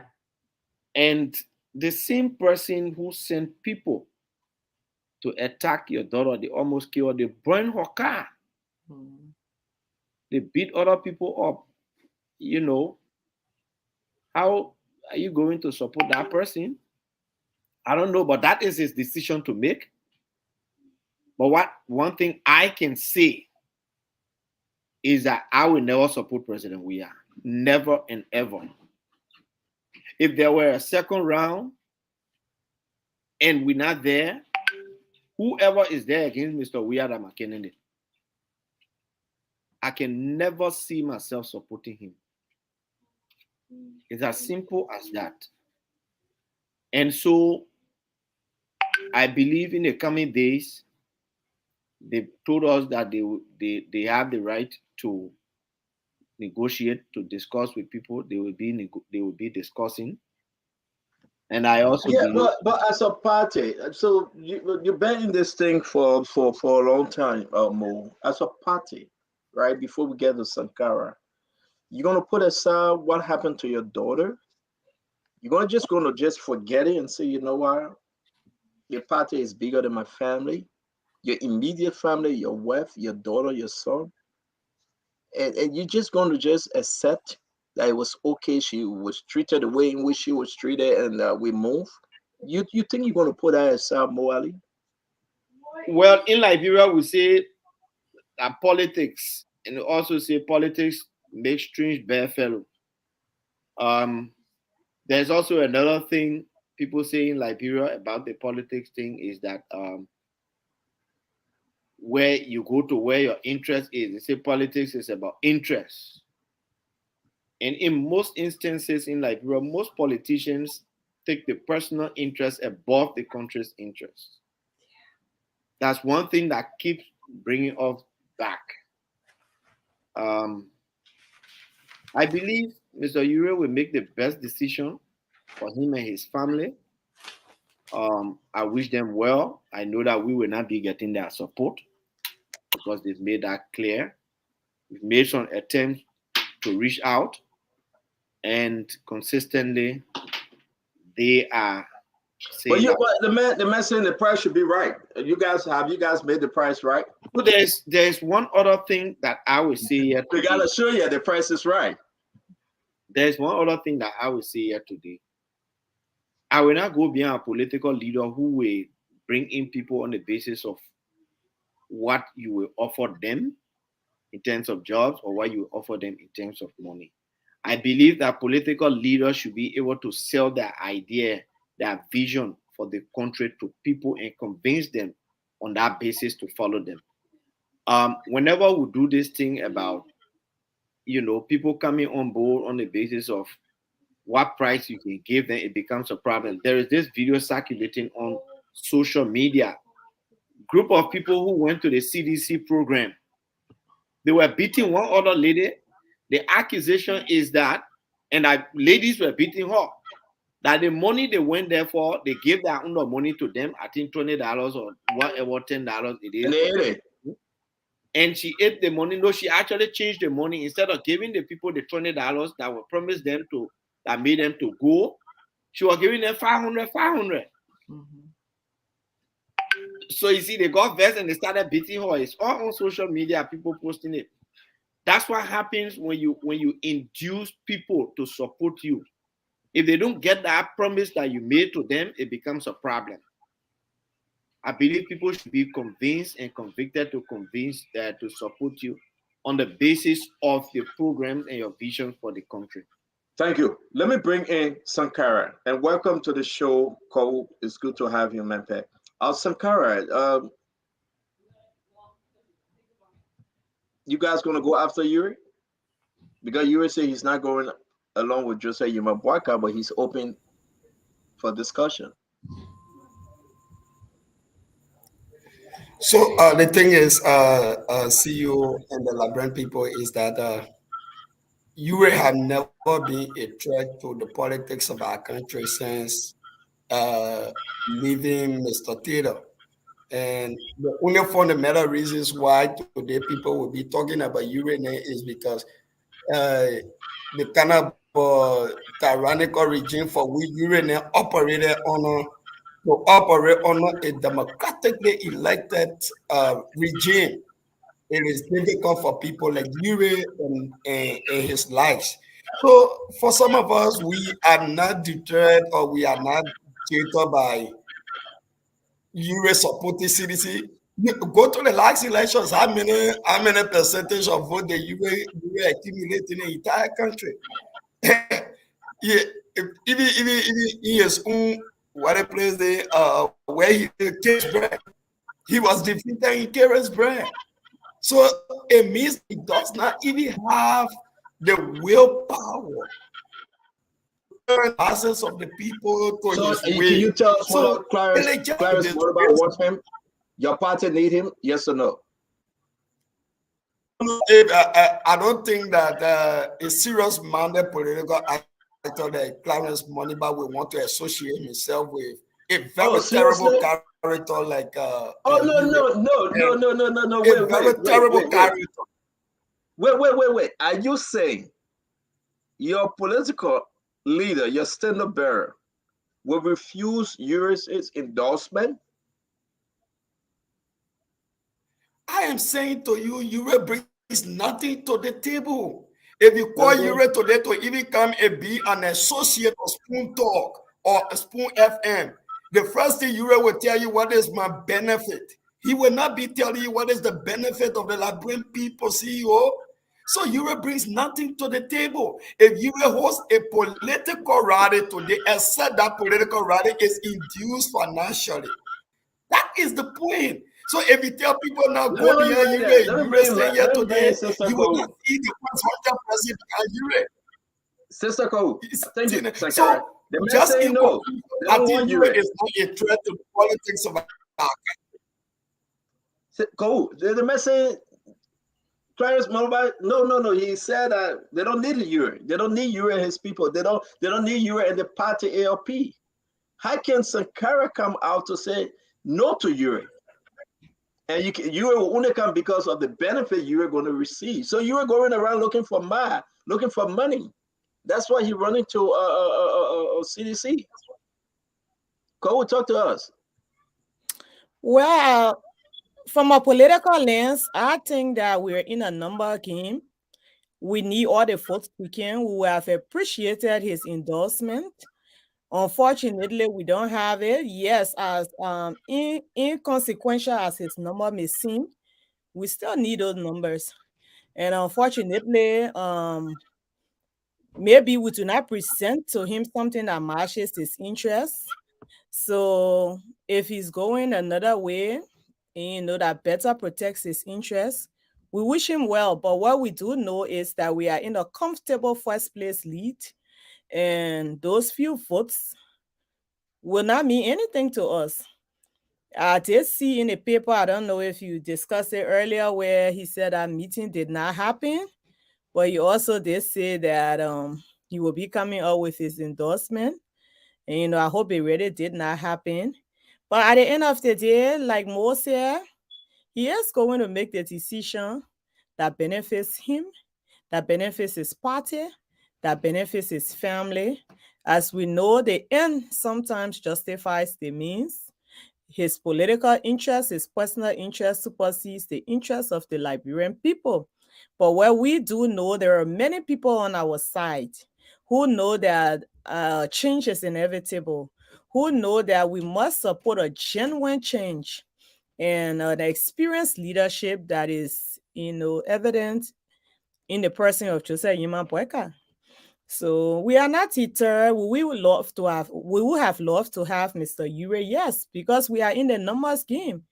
Do we even want people from the opposition? Yes, we want everybody to come on board. It's a numbers game. But however, if we don't have his endorsement, it's okay. We're still in a comfortable first lead. Thank you very much, Cole. Thank you. Dr. Richardson, while let's wind down on this Urey story. We can move on to other important story, but this is shocking. Your mother, just to understand that you're gonna just abandon your own child because of political gain. So let's wrap it up. And that's exactly what the issue is to me. Yes, he brings number to whatever political party, but this is about his daughter. His daughter was almost killed or harmed by the very same political party that it is allegedly reported that you're going to join. And to me, that's a schizophrenic thought. On the one hand, someone's trying to harm your daughter, and then you're going to join with them. So that is what the issue is for me. It's not about the politics. I would take the politics away from it. I mean, we need 50% plus one, but the issue is his concern for his family, his ability to be loyal to something. Would he harm somebody else's child if he can do this to his own child? Would he harm other Liberians? Would he be working in the best interest of Liberians? So I'm just looking at that character that he presents and trying to extrapolate that to how that will be in service of the Liberian people. So that's what it is for me. Let's welcome our own brother, the own corner, retired corner, Edward Remy Gray. Ed, welcome to the show, bro. How you doing? Hopefully I'm being heard, man. I'm okay, my brother. How's it going? Man, you got a new background, man. Are you going to a Man, wedding shower or baby shower or something? oh no, forget about that background there, man. Okay. My daughter is having her graduation I early know this something weekend. happening. So her mom is good at doing those stuff. So I know something happened. We see the Laker bottle picture all that. What kind of drinks are those? Because more Ali is asking, not me. It's good to have you, Ed. It's good to have you, man. Listen, this yeah, Urey my thing brother. is shocking to me. And, What is? Urey meeting folks at Boulevard parties. He came out today with the party came out with a report saying no, we didn't. If you want to go, why he changing his tone? Why he saying he didn't? And everybody know that it's the fact that he met sedition. Why is he hiding it? You asking me? Yes, Eddie, I'm asking you, sir. My brother, I think we're beating. I put this in the chat room yesterday. I think we're beating on Urey too hard. Firstly, it was Urey who, in 2016, and said the next president of Liberia should be a brother. What that means, a Masonic brother. George Weah is his brother, okay? And I don't know what he did to get George Weah elected. But let me tell you this. All of this is coming out now because of what Joseph Boakai did to that man and his entire family. Oh, I like this now. We're going there. Go ahead. You know, You're making more Ali the you know, smart. this guy is extremely bitter to the extent where he will go to the devil that almost smacked him along with his daughter. Let's not forget that Celia Urey has been in George Weah corner for a while.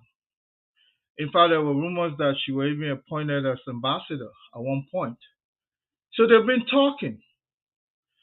But if Joseph Baka has this attitude of kicking people to the curb, people who were there for him when he didn't even have a voice. First, it was the appointment of Jeremiah Kuhn that kicked this guy to the curb completely. This is a guy who has stood with Ambassador Buckeye forever. You understand? Almost to the BS of his own daughter. But as a brother to George Weah, probably they call and talk. But let me say this. Not everybody is going to play that way and they just come back to you and say, oh, look, he did it to, Joseph Buckeye did it to this man who took him to Nigeria to scout for campaign funds. Whatever they went to Nigeria for, provided a plane for him. The two of them sat there and went to Nigeria just to get Joseph Buckeye position for this elections. At the end of the day, they kick him out. Brought a strange guy who was nowhere around and gave him the vice presidency. That hurts. And then you turn around, kick his daughter from the campaign team or the tag team. You turn around, they were trying to put Costa in the vice presidential role. You kick that too. So what option do you leave with this man? He's angry. Look, whatever happened to Celia, it was what we call collateral. Thank God she didn't die. And this was how far politics can get in Liberia. I think we are beating on Urey. We're not looking at his side. Joseph Buckeye was who made that thing to that man to even take that decision to say, I'm going to the devil that I've been working with, then this angel that is playing me out. So that's politics. Look, this is how good politics can be. My brother, let's start beating Urey. Urey has the option to throw support. Look, it's not going to come to Alex Cummings. My Alex Cummings, my political organization, it's not going to come there because it's clear he has been bad mouthing this guy from day one. It would how would his followers look at him if he just throws support behind Alex Cummings? But he's almost closer to being there. But the best option for him to go Wow. back No, to no, where I he gotta came from.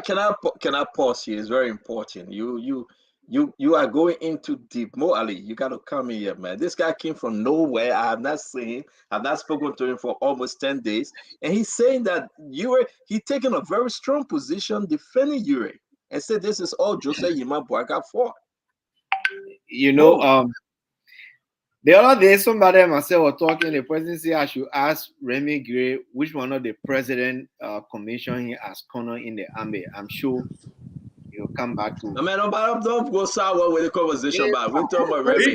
No, don't go sour with the thing, but let's talk about the I'm going argument. I just asking a question. The man hold Joseph Yima Boakai responsible for you going to CDC, and you saying that the man corner judge. What the man corner judge got to do with the argument? I come in. You know, it is funny whenever Remy Gray comes on the airwaves because of his inability to answer simple questions. He will drag in Joseph Boakai, and I love that. But every time you bring this argument, you show the better side of JMB. You show the side of JMB that tells you that JMB is not controlled by any one person. You show a side of JMB that tells you that JMB makes decisions not on the basis of who is standing by him or standing against him, but in the interest of the country. One thing we understand is that in order to be at the helm of governance, you have to win election. And maybe these are the kind of decision-making capacities that are lacking around Mr. Cummings. That the thinking of Remy Gray and around Cummings, that's why maybe Mr. Cummings is lagging way behind.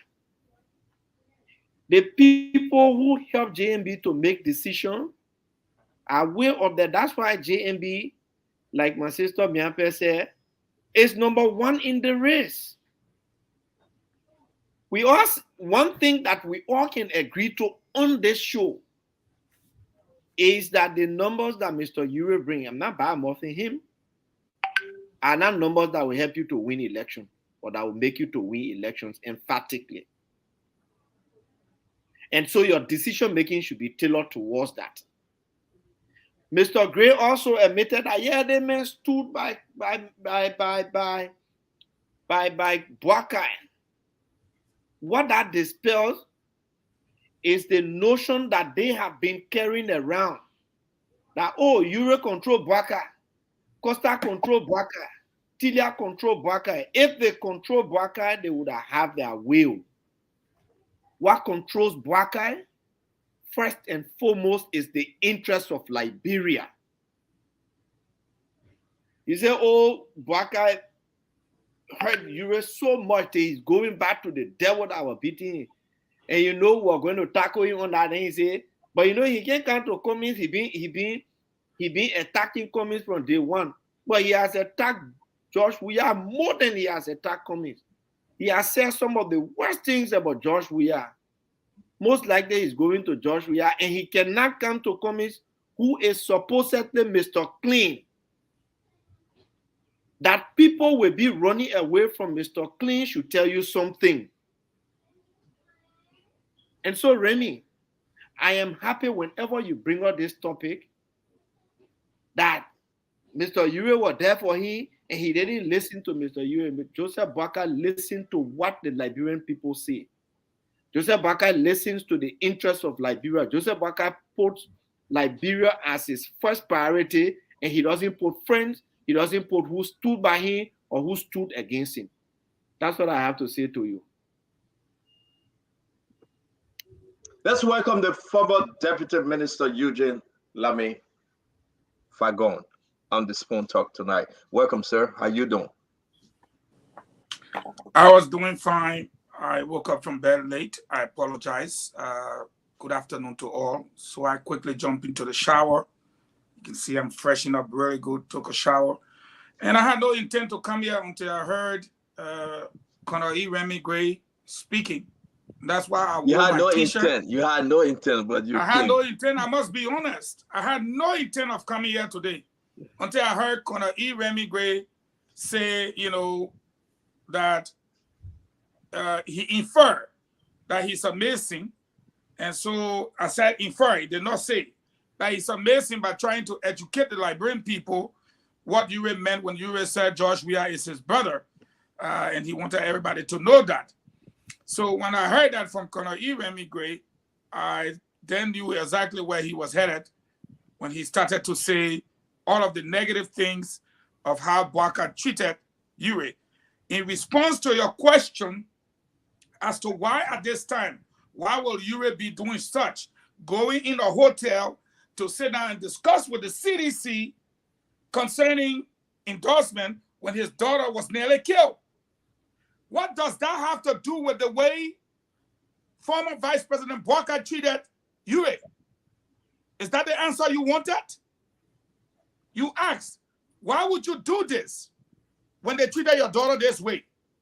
And you are telling the Liberian people that Urey went to sit in a hotel and discuss with CDC as to how his daughter nearly got killed and what he's doing to even hurt his daughter more? And then you think that he did it because of what Bwaka did to him? Come on now. Come on. Is that the answer? The best you can do? No, I don't think that's the best you can do. And so I put on a t-shirt.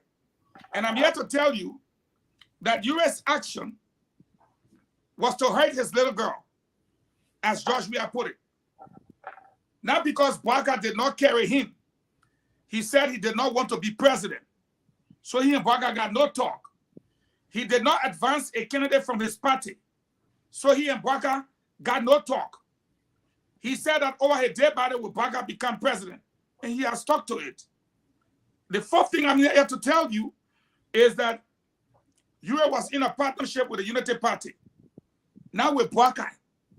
ARP and UP partnership has nothing to do with Bwaka and Urey friendship. Fourth, you brought in Costa. Costa told us he was never a member of the ARP. I have that on tape. But he's a supporter of Benina Urey. Costa ambition got nothing to do with you allowing your daughter to get killed or almost getting killed, and then Stato asks you, why would Urey do such a thing? The question is, why would Urey do such a thing? Considering his daughter, then you bring Bwaka in. Then when the people call, the best you can do is leave these people. You just attack Bwaka for no reason, for what Urey has done and continues to do. And let me say to the public, everybody listening to me, I got more people that I can give CDC than Urey. Urey, entire country, Urey was only able to produce 24,000 people. Check your record. Less than 2% of the total vote cast. So Urey knew the law. Urey cannot run. Urey party cannot go anywhere.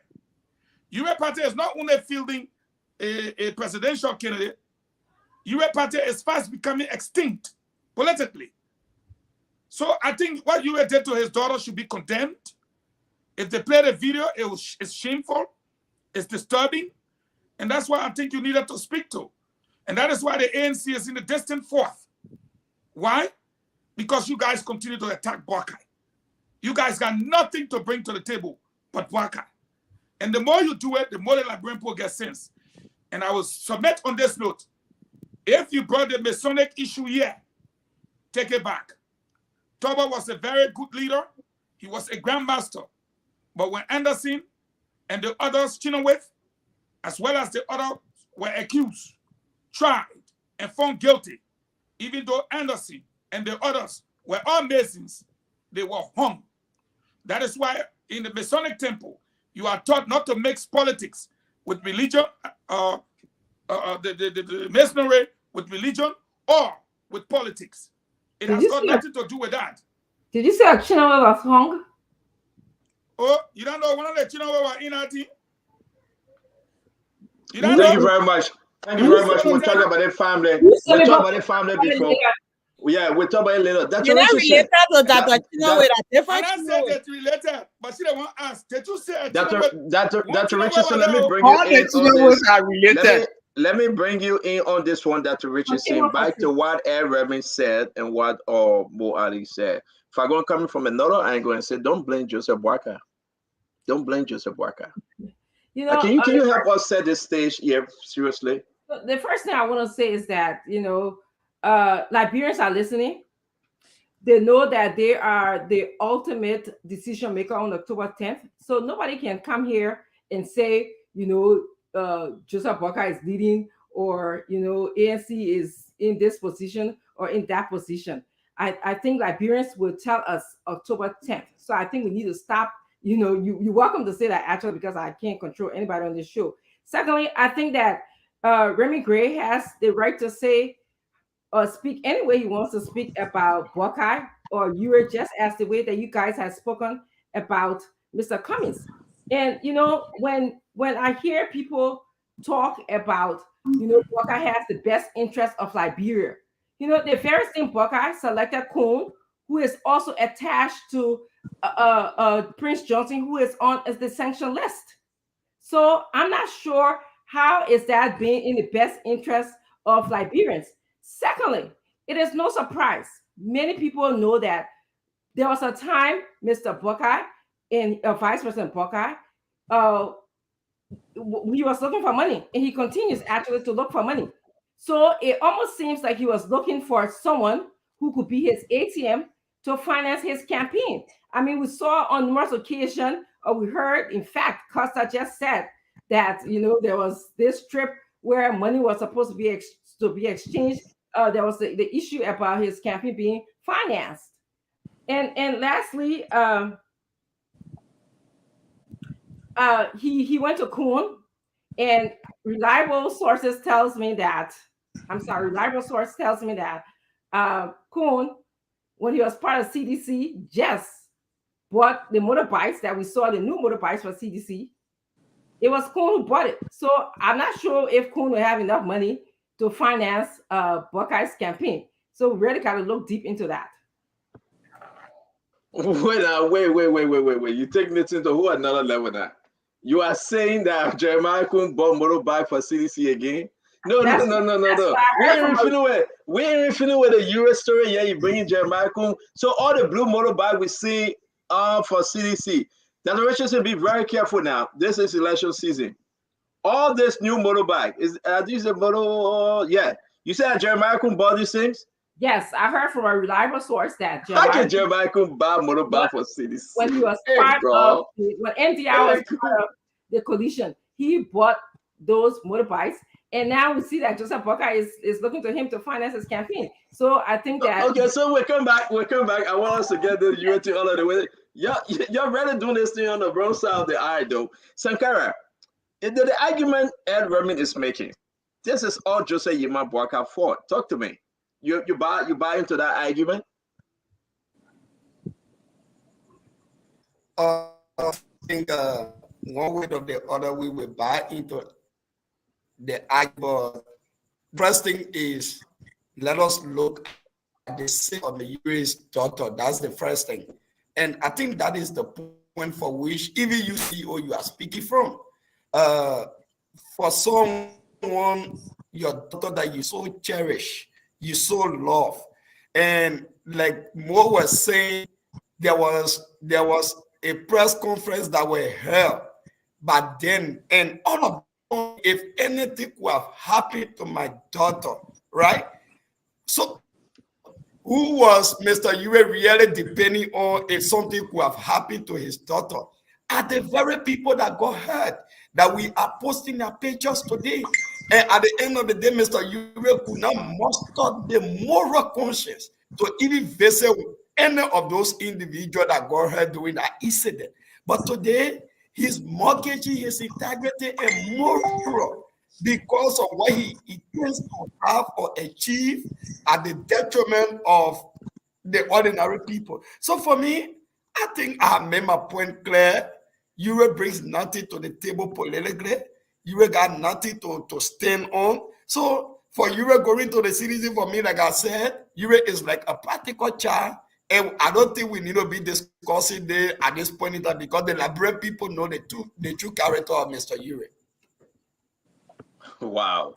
Wow. Okay, so Ed, wrap this thing up because Mo Ali got to come in. Would go seriously to the I accusation haven't that spoken. Dr. Richardson. Oh, I'm sorry, Mama. Go ahead, Sister Kowu. Ed, hold on 1 minute. Let Kowu come in first. Thank you. Like I said, and Sankara just said, I don't know why we should dwell on people who's influencing our politics is extremely inconsequential. On the likes of Mr. Cummings, Mr. Urey, those people do not, in no way, cannot stop us in no way. We're comfortable in the first place lead. And let me ravish this other talk with the motorbike issue. It's laughable when you say in one tone that the CDC and the MDR were once in an alliance. So if somebody bought cold water for seditions at that time, what's wrong with that? But the actual story is that Mr. Kuhn's beautiful industrious wife, Steph, she imports motorbikes in the country. There are so many being donated to the Unity Party. It is possible they have bought bags from them before. She's an industrious woman. She brings bags, she brings jerseys, she brings footballs. So if someone come with the petty politics, but where you defeat your argument when you say it was bought when they were in a collaboration, and a man who had presidential or political aspiration kept nothing for the year of his aspiration because he wanted to give them back those. The argument is weak, is porous, it lacks any foundation of logic. So I wouldn't even go there. So let me ask you a question, Kowu, before we move on now. And I want everybody to hear this very well. Are you now confirming what Dr. Richardson just said? I'm not confirming. No, let me finish, sister. Let me finish. Are you now confirming what Dr. Richardson just said? Whether in the past or present, somebody from Jeremiah Kuhn area bought a motorbike for CDC? Let me confirm this. If somebody said that about 30 Lone Star numbers were issued, then someone said, and Urey company issued, and Urey is aligned with Lone Star. This man's wife imports bags. It's a cheap argument. There is no lie about the fact that MTR and CDC were opening in a collaboration. So I don't see the logic there. And to claim that he does not have money, let me educate you about Honorable Kuhn. He's one man who, before he entered politics, was worth over $6 million as a businessman from Ganta. So that argument about money, let's leave it. But what my attention is drawn to at this point is the fact that we were discussing someone's endorsement of the CDC. The CDC is in a weak position. We are forgetting to know that people are fighting because instead of receiving $20, one businesswoman was giving $500 a person. Why? Because this government is grasping for air. This government has failed our people, and this is why we're taking on them, and we are fighting to ensure that come October 10th, our people vote as it's being reflected in the polls.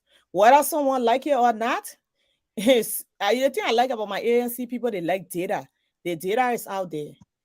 We are in a comfortable first place lead. Honorable Joseph Yuma Boyka is poised to be the next president of our country. Our country is at a dire need for change. These are crucial times. We must focus on the inability of this government to change the lives of our people.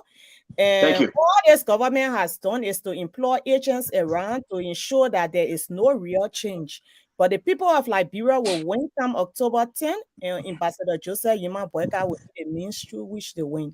Thank you. Thank you very much. Thank you. Ed, I know you're coming. We'll go to Mo Ali and bring in Fagon, and Dr. Richardson will wrap this thing up. You can mix the two. Whether you want to talk about the motorbike, it's a serious issue, man. They think about Mr. Senator Jeremiah Kuhn buying motorbike for CDC, whether the past or present or whether his wife bought it. As almost our sister Cole was going there and she paid it back. Talk to me, man. What's the real story? Why are people running with this, hiding something and saying something? I'm getting confused. We're United Party, Ed, I'm getting confused with the whole thing, man. Talk to me. My brother, Stanton, let me say this. Morally, they're still in this child's politics where they will engage in ab hominum, where they will leave the issue and attack your person, thinking that that will buy them some sympathy. That's the lowest trick in academia.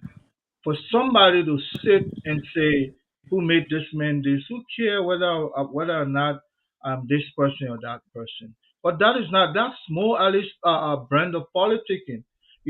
What if I say people saw you and Robert Salif doing your thing every now and then? How would you feel? I would have left the issue. But let me say this, my brother. The issue. Let's go back and draw a timeline when U.S. daughter was attacked.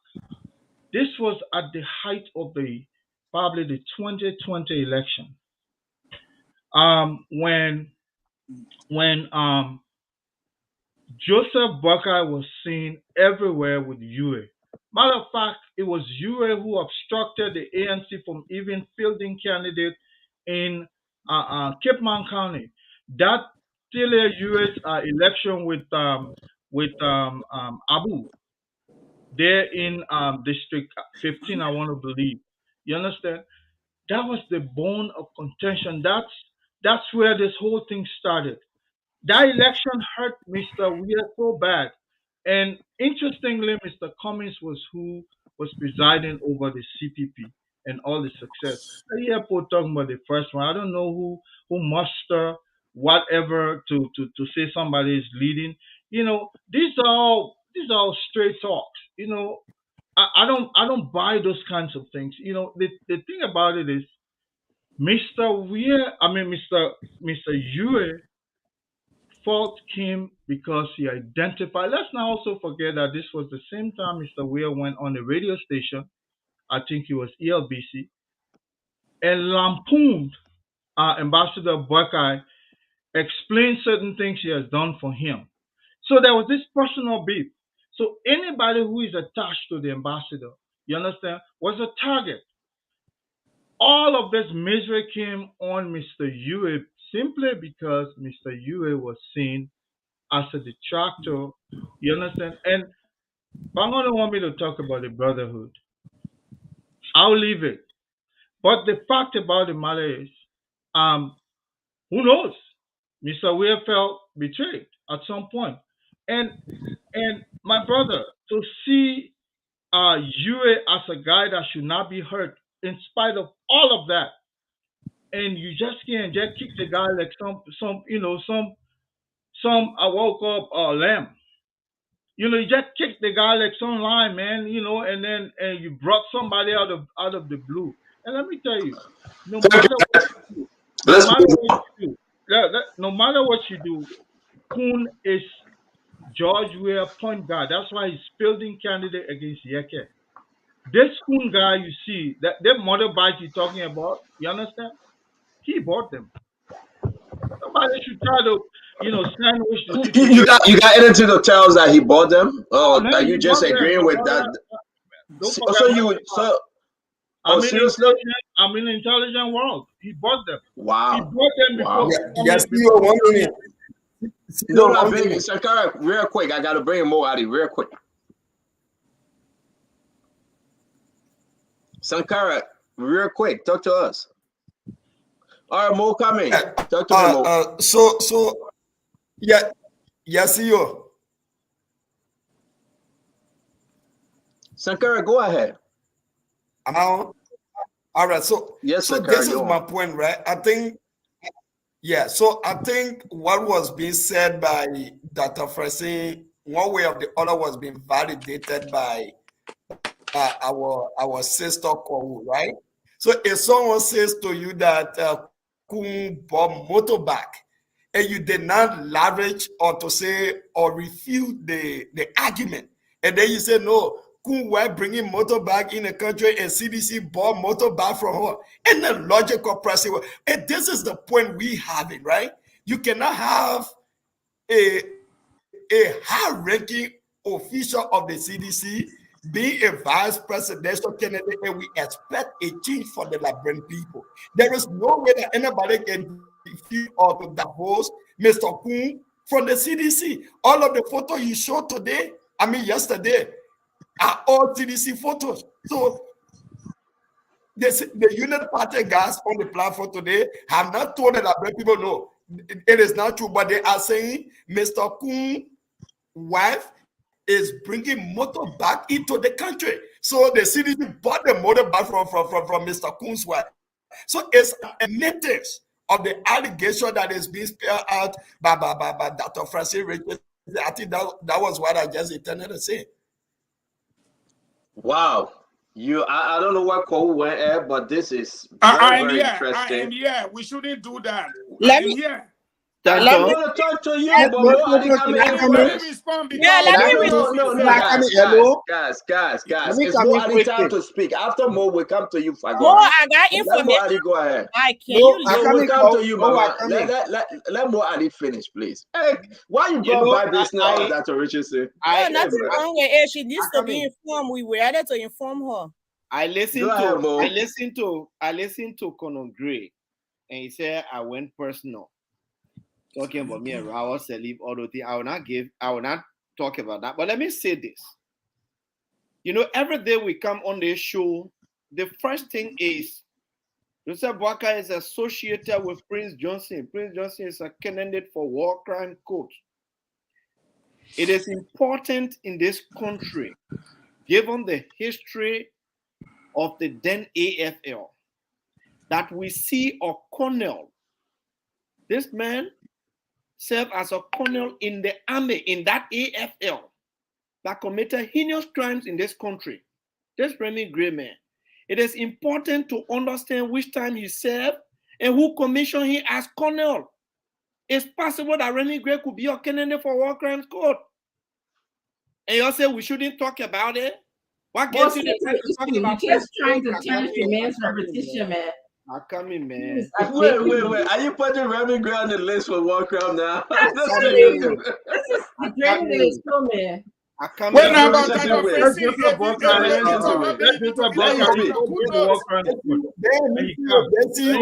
Hold on 1 minute, guys. Hold on. No. Stop. No, Sankara, wait. Let Mo speak. No. I'm gonna mute everybody because Mo gotta finish. We have our time, please. Go ahead, Mo Ali. Mo Ali, go ahead. Thank you. It is good that people who sit here and accuse other people of war crimes, when they themselves were part of an army that committed some of the most heinous crimes in this country, it is good to know their history.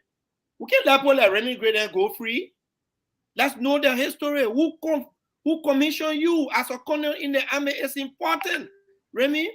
And that funny thing about Kun bought by for CDC, blah, blah, blah. Could not get money to bring to UP, Joseph Boakai depending on any election coming.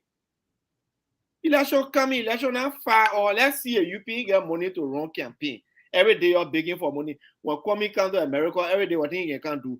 He be running behind everybody. Every day he begging. One of the problems you have in the ANC is that the last money he collected, they can't even account for it. Then every day Joseph Boakai begging. Who runs a campaign and doesn't beg for money?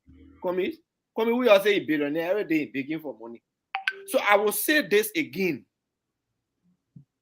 Mr. Joseph Juma Boakai, standard bearer of the Unity Party, former vice president of Liberia, will always take decisions that are in the interest of the country. And Cole said, the evidence is there. We are leading in the polls. Every opinion poll conducted, every survey conducted, we are leading.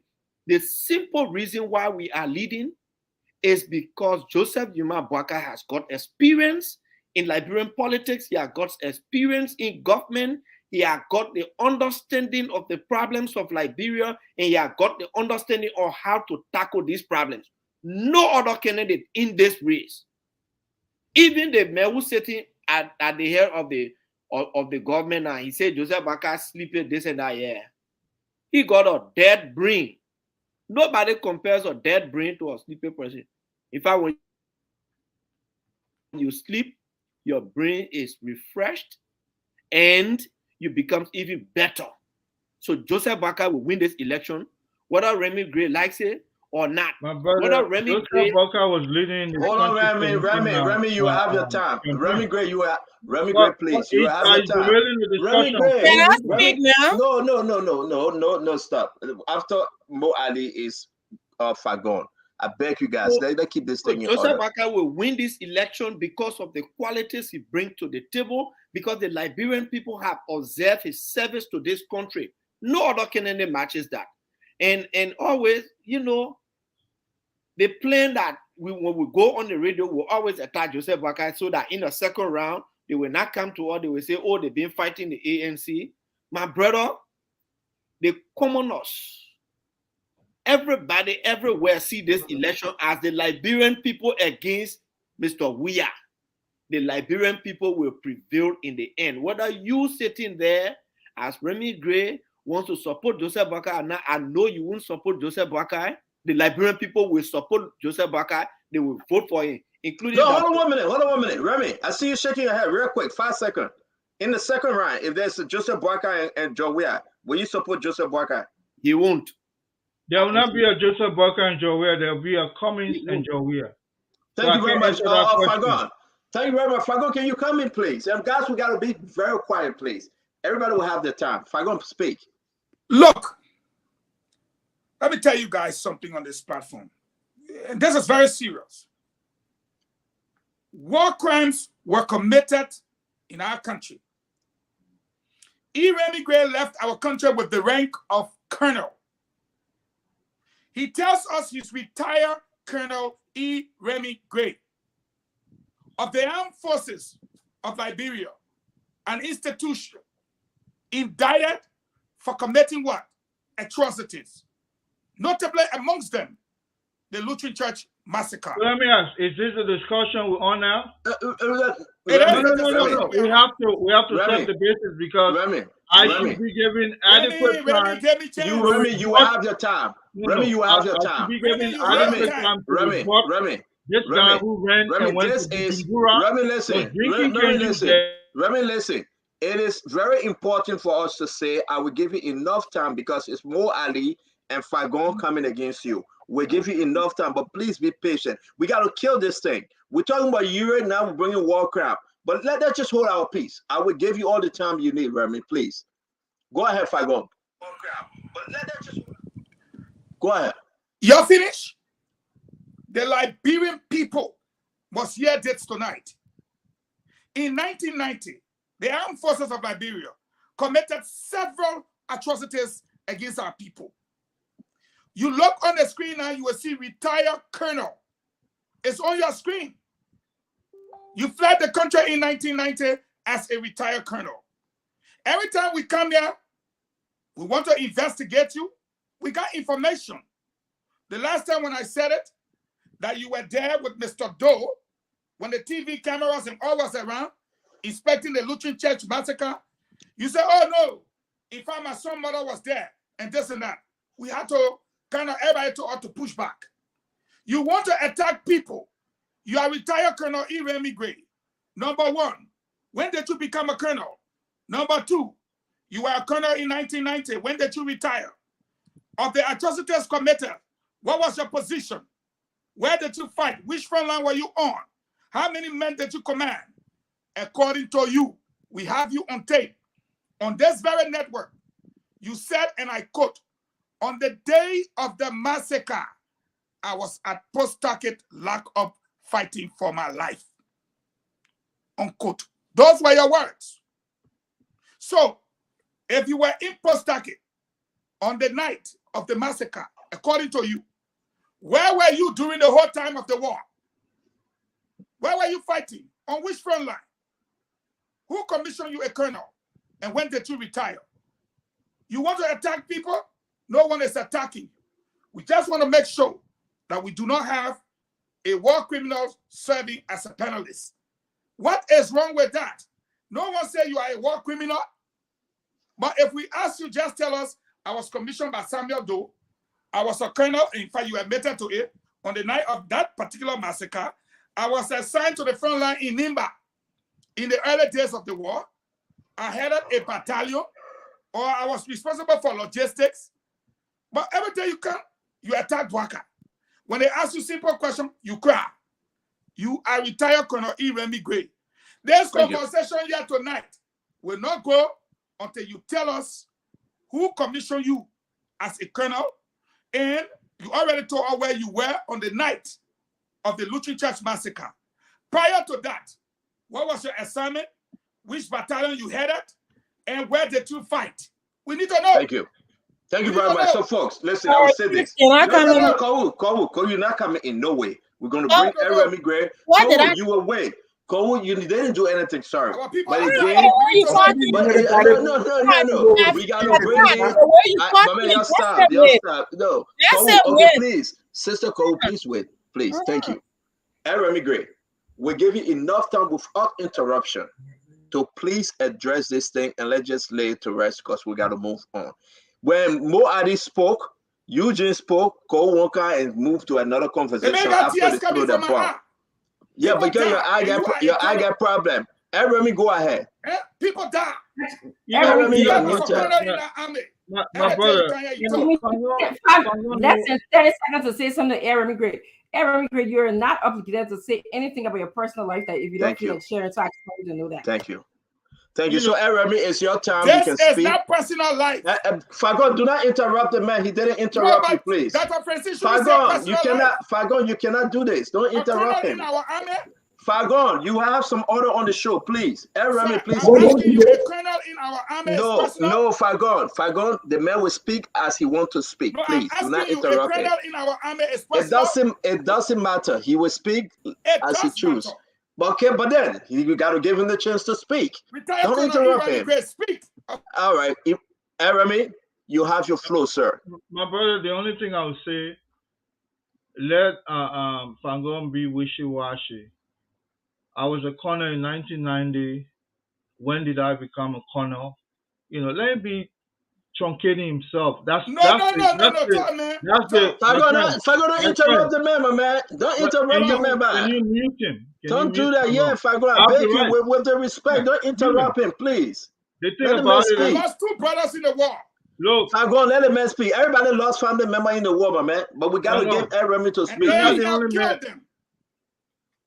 Go ahead, Eddie. The ugly man will not give you a chance. Go ahead, Eddie. Fagon is simply a very hyper guy that is very limited.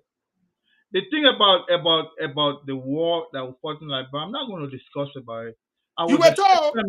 My friend. You were told. If you are so angry, you come Fagon, stop. Fagon, you need to calm down. Let the man speak. Fagon, let the man speak. Don't do that to the show. Don't do that to the show. Fagon, don't do that to the show. We give the man a chance to speak. Fagon is just Eddie. somebody I know that forced with everybody in bombing that is related to him. I can't talk about that. But let me say this. I was an assistant minister of defense under Ruth Sando Perry. I was a special assistant minister of defense to General Bowen. Then go figure out that if that was 1990. When people ran from Liberia when the war started, you understand? Stay in Bujumbura, drink cane juice. They are notorious for drinking cane juice. So you became a colonel in the interim government? No, you Fagon, you will not interrupt the man. Fagon, stop. Fagon, stop. Fagon, stop. The man get his time to start. You are not interrupting. My friend, Fagon, if you are that angry, don't do this on the show. If you are that angry, listen, I beg you guys. Fagon, you know I respect you, but you will not interrupt. I respect you too. I lost 2 brothers to the AFL. Fagon, I lost family member during the war. Every one of us. Do not become a colonel. So we will not bring our personal issue here. You will give your brother a chance to answer and to respond. He have his time. No need to interrupt him. We want to know it doesn't matter. It doesn't matter. You spoke. Give him a chance to speak. You cannot force the interim government. You cannot. Can we move on? Respectfully. And Remy, let me ask you a question, Ed. And I know we love you on the show. You are always welcome, but we have some order. It's your time to speak. Speak as you want to speak, please. You do not have to answer. You have to answer. The Liberian people want us to go back on the topic. You raised an issue.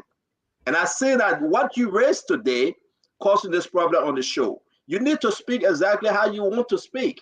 And you have the floor, Eddie. You know, my brother, the thing about people, you're talking about people around Cummings. When people are this jittery, imagine if they come to power, what they would do. Imagine you have a Fangon who can make up lies and angry at the lies as though he's speaking the truth. These kinds of people, we should do everything possible for them not to come to power. Because you know what? Jefferson Koji will look like an angel. If you put this Fangon man in the driver's seat, I'm telling you, the thing about it, and you have the lying Mo Ali, who is notorious for lying. You understand? The thing about this issue about Joseph Boca, we will not relent. We will continue to point some of the things. We all were beaten. Why are you blaming Joseph Boga because how you call it, you were going to meet CDC? Why is this a Joseph Boga problem? You measure became into being because of the support for Joe Boca. You were served the CPP because of the same Joseph Boca. It was Costa who said Joseph Boca gave the opportunity to Urey to sue Cummings. My brother, this Joseph Boca is the guy who does something and hide behind the wall and push people in front. This man has discovered the true character of Joe Boca. That's why he's doing what he's doing. To be frank, he can't go to Cummings. Cummings is not even going to welcome Urey because he will not trust him. So who do you think he's going to go to? CDC. That's why he's going there. My brother, the CDC, you cannot rule them out of this election, just as you can rule Cummings. Let people be taking those fake, polls and so on and so forth. If they are so comfortable, thank you, Eddie.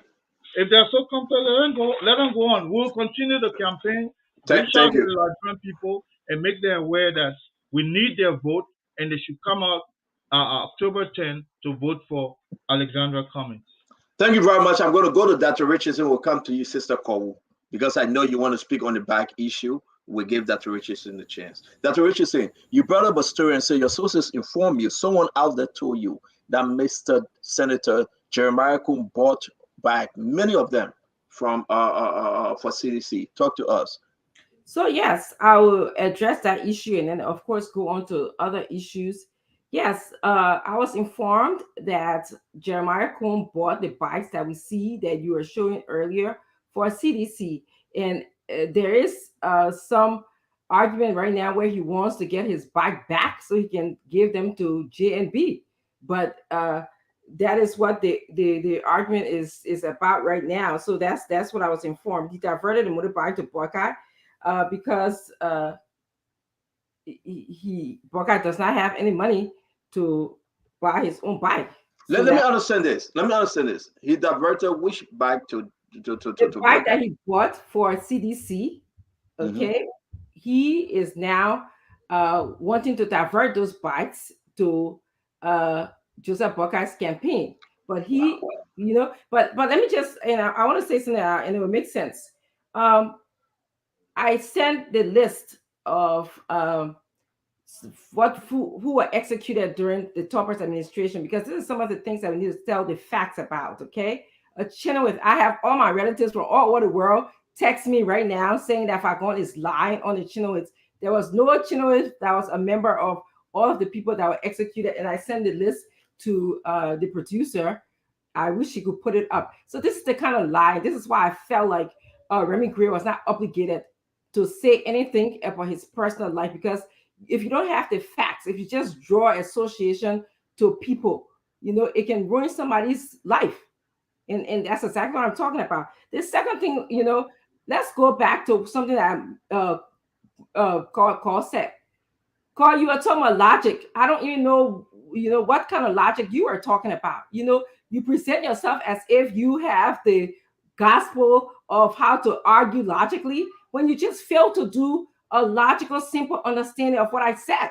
I said, okay, number one, that when Kuhn was a part of CDC, that was what my argument was. You missed that whole premise of my argument. And because you want to put a point across, you forget what I was trying to say and just went straight to prove my point. I didn't even know who brought the bike. I didn't even know that Kuhn's wife was in charge of bringing bikes to the country. You kind of validated my sources in a way, okay? In your need to be right, in your need to argue, in your need to present yourself as if you have the gospel of all the arguments or you know all the arguments. That's exactly what you did. Yes, and thank you for bringing that picture up. You know, and in that need, you talk about, oh, Kuhn was rich before he became a vice presidential candidate. This is the rich man who was adding almost $1 million into Liberia's people budget for his own hospital. Okay, this, if he was so rich, why was he adding $1 million in almost $1 million in the Liberian people budget for his hospital? And you know, so let's just get the fact together. He was not that rich, but Joe Buckeye saw him as an opportunity to be an ATM machine, and that is the fact. Please pull that picture up where Urey and Buckeye are going either to Ghana or somewhere in the West African area to seek money. There they are. Here we are, Mr. Urey. Before they fell apart, Mr. Buckeye was thinking that Urey could provide money for him. Tila was taking them to their contact. We know this. Costa explained this to us. And as we see, it did not pan out. And here we are today again. Buckeye phone Kuhn where he could use as his ATM. Thank you very much, Cole. You have your time, Sister Cole. Thank you very much. Dr. Richardson, is sad that you called me out, because I clearly sat here and told you that they were in a marriage, political marriage before. So to say that you said at the time he was with the CDC and I missed that part, I did not miss the part. That's the part that made your argument move. The fact that they were in a political alliance and you failed to realize that. But now let me educate you in the public about the bike situation. CEO, I'm not in the chat room, so I send you some pictures I would like you to put up.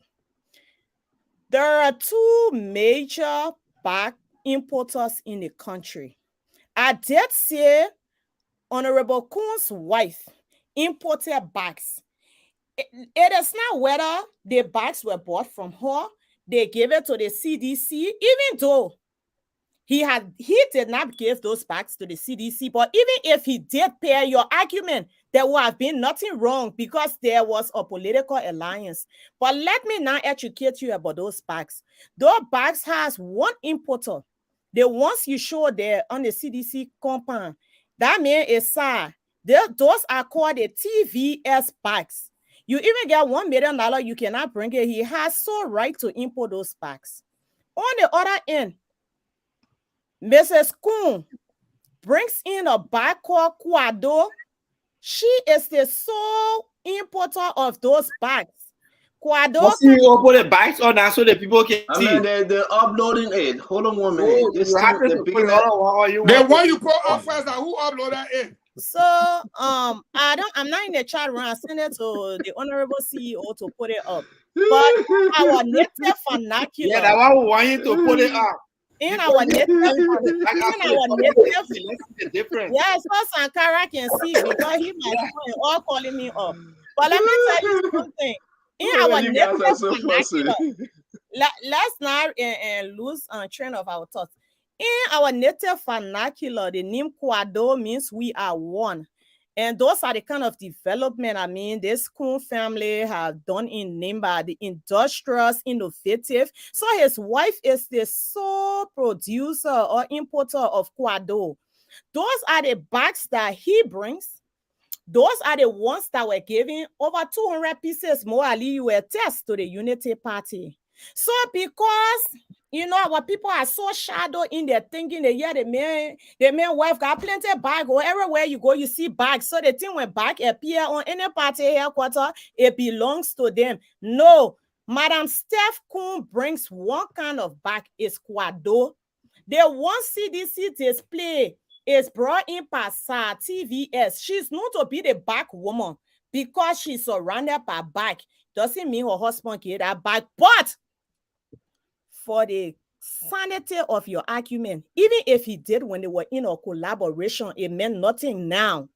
So I beg you, for the sake of people who lost their lives in the Lutheran massacre, when you talk about it, it's personal, especially we from the Nima background. I don't want it to be something we just throw around this show in argument. Let us leave that and focus on what the government is doing and what it's not doing, because those are hurtful things to be repeating here, those kind of attacks. I would just beg you, let's leave those things behind and let's discuss the issue. The issue here is, and let me tell you, that hospital that Dr. Richardson talked about is given to the people of Liberia. It's captured in the budget because it's given to the people of Liberia. So, let's not come or call project herself to be like this, because your argument, I told you, even if that bike was given during that period, there was nothing wrong with it. So, I go back, that squad, though, that is meaning we are one people, the people of Nimba. We are one, and that's why, that's a prophetic word. That's why the people of Nimba are collectively putting their vote behind that son of Nimba, because we are one people, and we believe our leaders who have been there, who will donate hospital, who will do things for our people. He is such an added value to the boycott campaign. That is some of the reason that we are in a comfortable number one position. Thank you. Thank you very much. Sankara? Yes, CEO. Thank you. I think for me today is a sad day for our country, right? And if I hear the guys from the Unity Party want to talk about war crime, want to talk about corruption, I think it is sad, realistically, right? Because if you talk about war crime, you are today lying down in bed, jubilating and jumping all around with the war crime King Kong, that almost every one of you in time past insulted this man, calling for war crime code. We want war crime code. We want this. But then he was with the CDC. But then he was the biggest devil in the country. But today, because he has pledged a support to you, no, nobody wants to talk about that. And you want to say, oh, because one old man was a corner in the AFL, so you want to attach him to a war criminal like Prince Yomi Johnson. I think it is not fair for our country. And that's what today we still question the Unity Party. If God forbid they shall have taken over the presidency of our country, for me, I don't expect a party like the Unity Party to be talking or to be initiating an establishment of the war and economic crisis. You want to talk about corruption? Today, all of the reports from the National Legislature, Jekun, when he was serving as co-chair on Ways, Means and Finance, we know how the budget of our country will be manipulated, will be fingered by Jekun and that of Thomas P. Fowler. All of the reports show to a high level of corruption. But today, Bucket comes to the Liberian people and says when he gets to power, he will prosecute people. When the very people he wants to prosecute are right under his arm. This is South country. And we need to bring sense to the discourse and be able to be real to our people, not because we want political power. We must be able to speak to reality. And that's what today the Unity Party must be questioned for being in bed with a war criminal like Prince Johnson. And you think you expect the Unity Party to push about the war and economic crisis? No. No Liberian will think about Unity Party thinking about war economic crisis. You want to talk about corruption? No, the Unity Party cannot talk about corruption because JQ is inherently corrupt. The entire legislature, all of the report for the last 9 years, JQ is being indicted in all of those reports. Want to mean that the executive vice president will be prosecuted on the basis of corruption under a black man? Absolutely not. Thank you, Sankara. Sankara, I got one question for you. Just one question before we go to Fagon. Just one question. No, after Sankara, that me. Okay, Mo Ali. Before we get to Mo Ali, Sankara, one question. In what year you resigned? In what year you resigned from serving Thomas Fowler What year was it? You. What year you left Thomas Fala? Since 2019.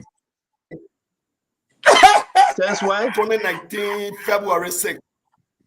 Since 2019, February 6th. What was Thomas? Yes. What was Thomas Fala's position prior to you leaving him?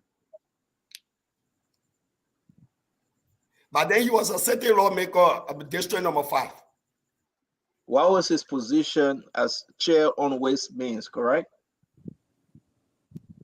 No, he was not chair on Waste Means and Finance, but then. But he was just a city lawmaker. All right. All right, thank you, Sankara. Thank you. Yes, sir. Mo, go ahead. Mo, go ahead. So why you don't want to put a guys, hold on now. Guys, hold on. Let Mo speak. No.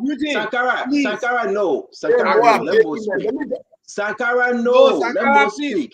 You finish. You know, the battle between the Unity Party and the CDC.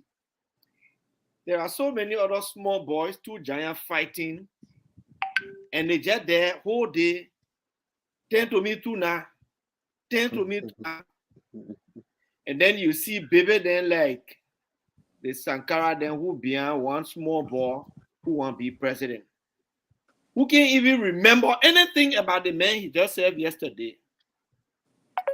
Sankara, let me remind you of a few things since you want to crush you small. Number one, you did not resign from behind Thomas Fala in 2019. You are a broad-based, bold-faced liar. Thomas Fala contested in 2020. No way, Sankara, wait. We will come back to you. We'll come back to you. Before I go to a serious thing. Thomas Fala contested against Dillon on the CDC ticket in December 2020. That election was held on December 8th. Thomas, in fact, to call you Thomas Sankara is a disservice. I don't know you. I will take your last name, Johnson. Samuel, you were there campaigning for Thomas Fala. You never left from behind in 2019. You are a broad-faced liar. Number two, don't interrupt me. Sankara, don't interrupt. You will have your time. We promise you. You will have your time. No. Sankara, no. You will have your time. You will have your time. Be patient. Also, when you were working with the very corrupt Thomas Fala, he was chair on Ways and Means. He became chair the moment the CDC took over. When you get short memory, stop coming to debate. And here is my challenge to all of you to produce, and you talk about reports that are registered here, that the evidence pressing. When you say the report indicted him, is named in the report, I want you bring one of the reports on the show that say Kun was indicted, Kun stole this and that. You don't, small boy, not after you back. We after CDC. You start distracting us, scratching our back. You're not in the race. You're not even participating. You're not even spectator. I didn't even know your Canadian name. So start distracting us more.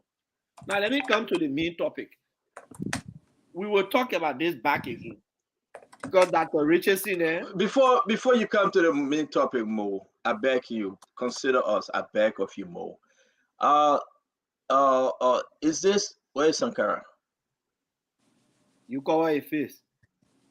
Sankara, are you here with us? All right, let me see if Sankara is here with us. All right, Sankara, you're here. Thank you very much. Yeah. Can you verify this, Sankara? Yeah, that was 2016. Yeah, I was a chairman for the re-election. Okay. 2016. Okay. So I want to find out something from you. So Put it we can right now now. confirm. Wait now. We can now confirm this your page, correct? Come again? We can now confirm this is your page. Your Facebook That is my page. that is my page. Okay. Can you tell us about this one, 2022?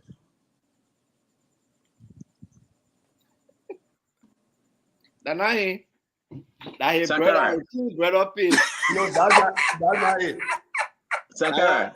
Yeah. Can So you that's tell not us it. about this? Hold on now. Let me ask you the question, Sankara. On this date, I officially resigned from the People's Liberation Party and support the re-election bid of Dr. George Weah. The date was April 1st. Go ahead. Hello? All Yes, right, sir. so yeah. So that is not my page. That is a fake page, right? Oh, that's not your page. Stop lying, right? Guys, hold on now. Now we gotta get this shit straight. Guys, hold on. Forget practicing lying. Hold on 1 minute. Hold on 1 minute. Hold on 1 minute, Sankara. Don't come to add me. I did not resign from the People's Liberation Party 2022. You're not even for the People's Liberation Party now as National Assistant Secretary General. Sankara, this is your page. No, but the page is a group chat you are showing. It's a group that you are showing. That's not my page you are showing. So I can show you my page and you can go on my page now. No. We're talking about 2022. This is not your Facebook page. No, I did not post anything about George Weah in 2022. I've never supported, since I resigned from the CDC, I've never supported George Weah. Thank you very much, Sankara. Guys, Moali, finish up, please. Moali, December 16, 2021. When we come to you, let me make the clarity now. I hope you give me 1 minute. No, guys, listen. December 16, 2021. Put out No. 1 minute. No, when we come to you, Fagon, we will put up all the pictures you want. Sankara, we will come to you. Let Mo Ali finish up and you can clarify, please. All right. Go ahead, Mo. Like I was saying, when you come on the platform,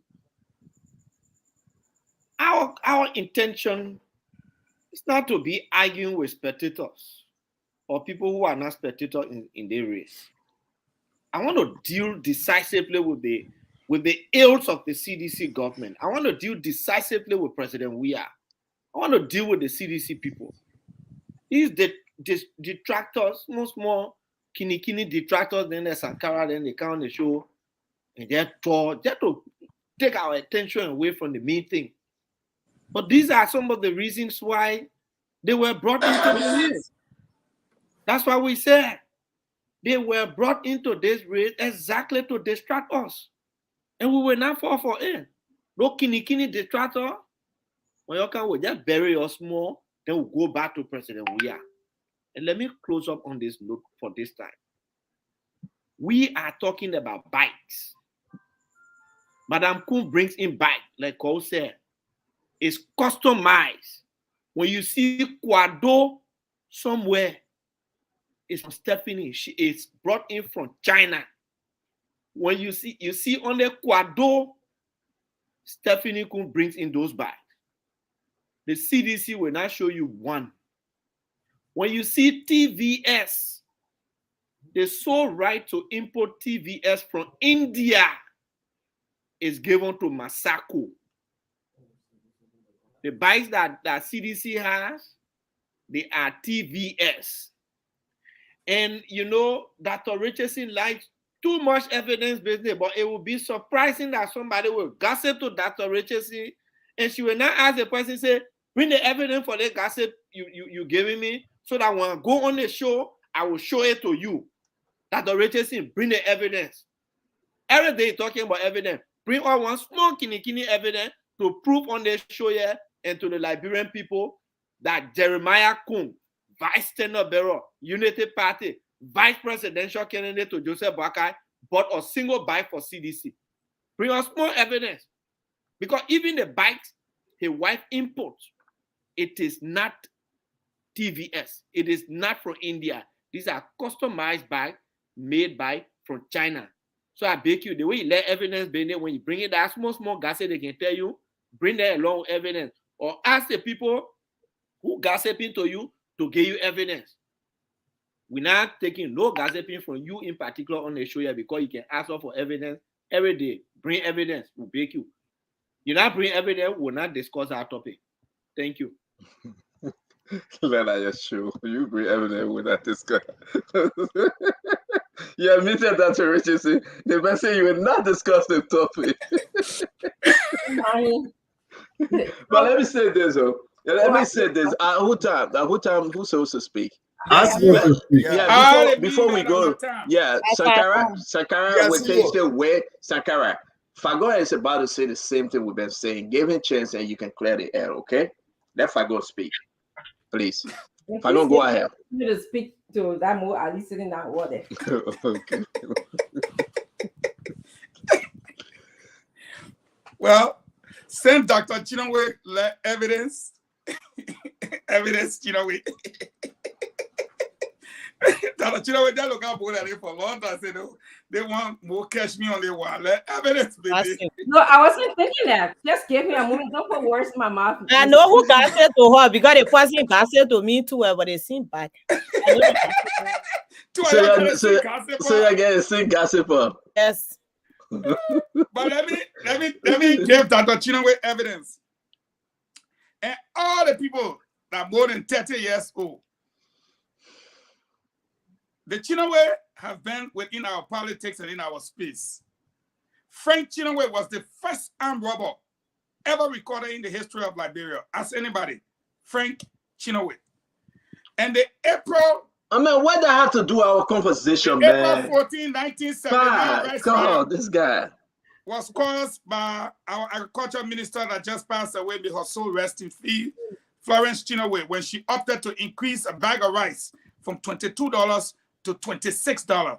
That brought about the rice riot that led to the deaths of so many people. Again, no, what happened? You like evidence? I just giving you some evidence. No, of the Chinonwe. but your evidence is quite wrong. You started off by saying that the Chinonwe was involved in Torba's execution. You lied. No, I didn't say that. I said have been in our politics. No. Your first statement that you made. No.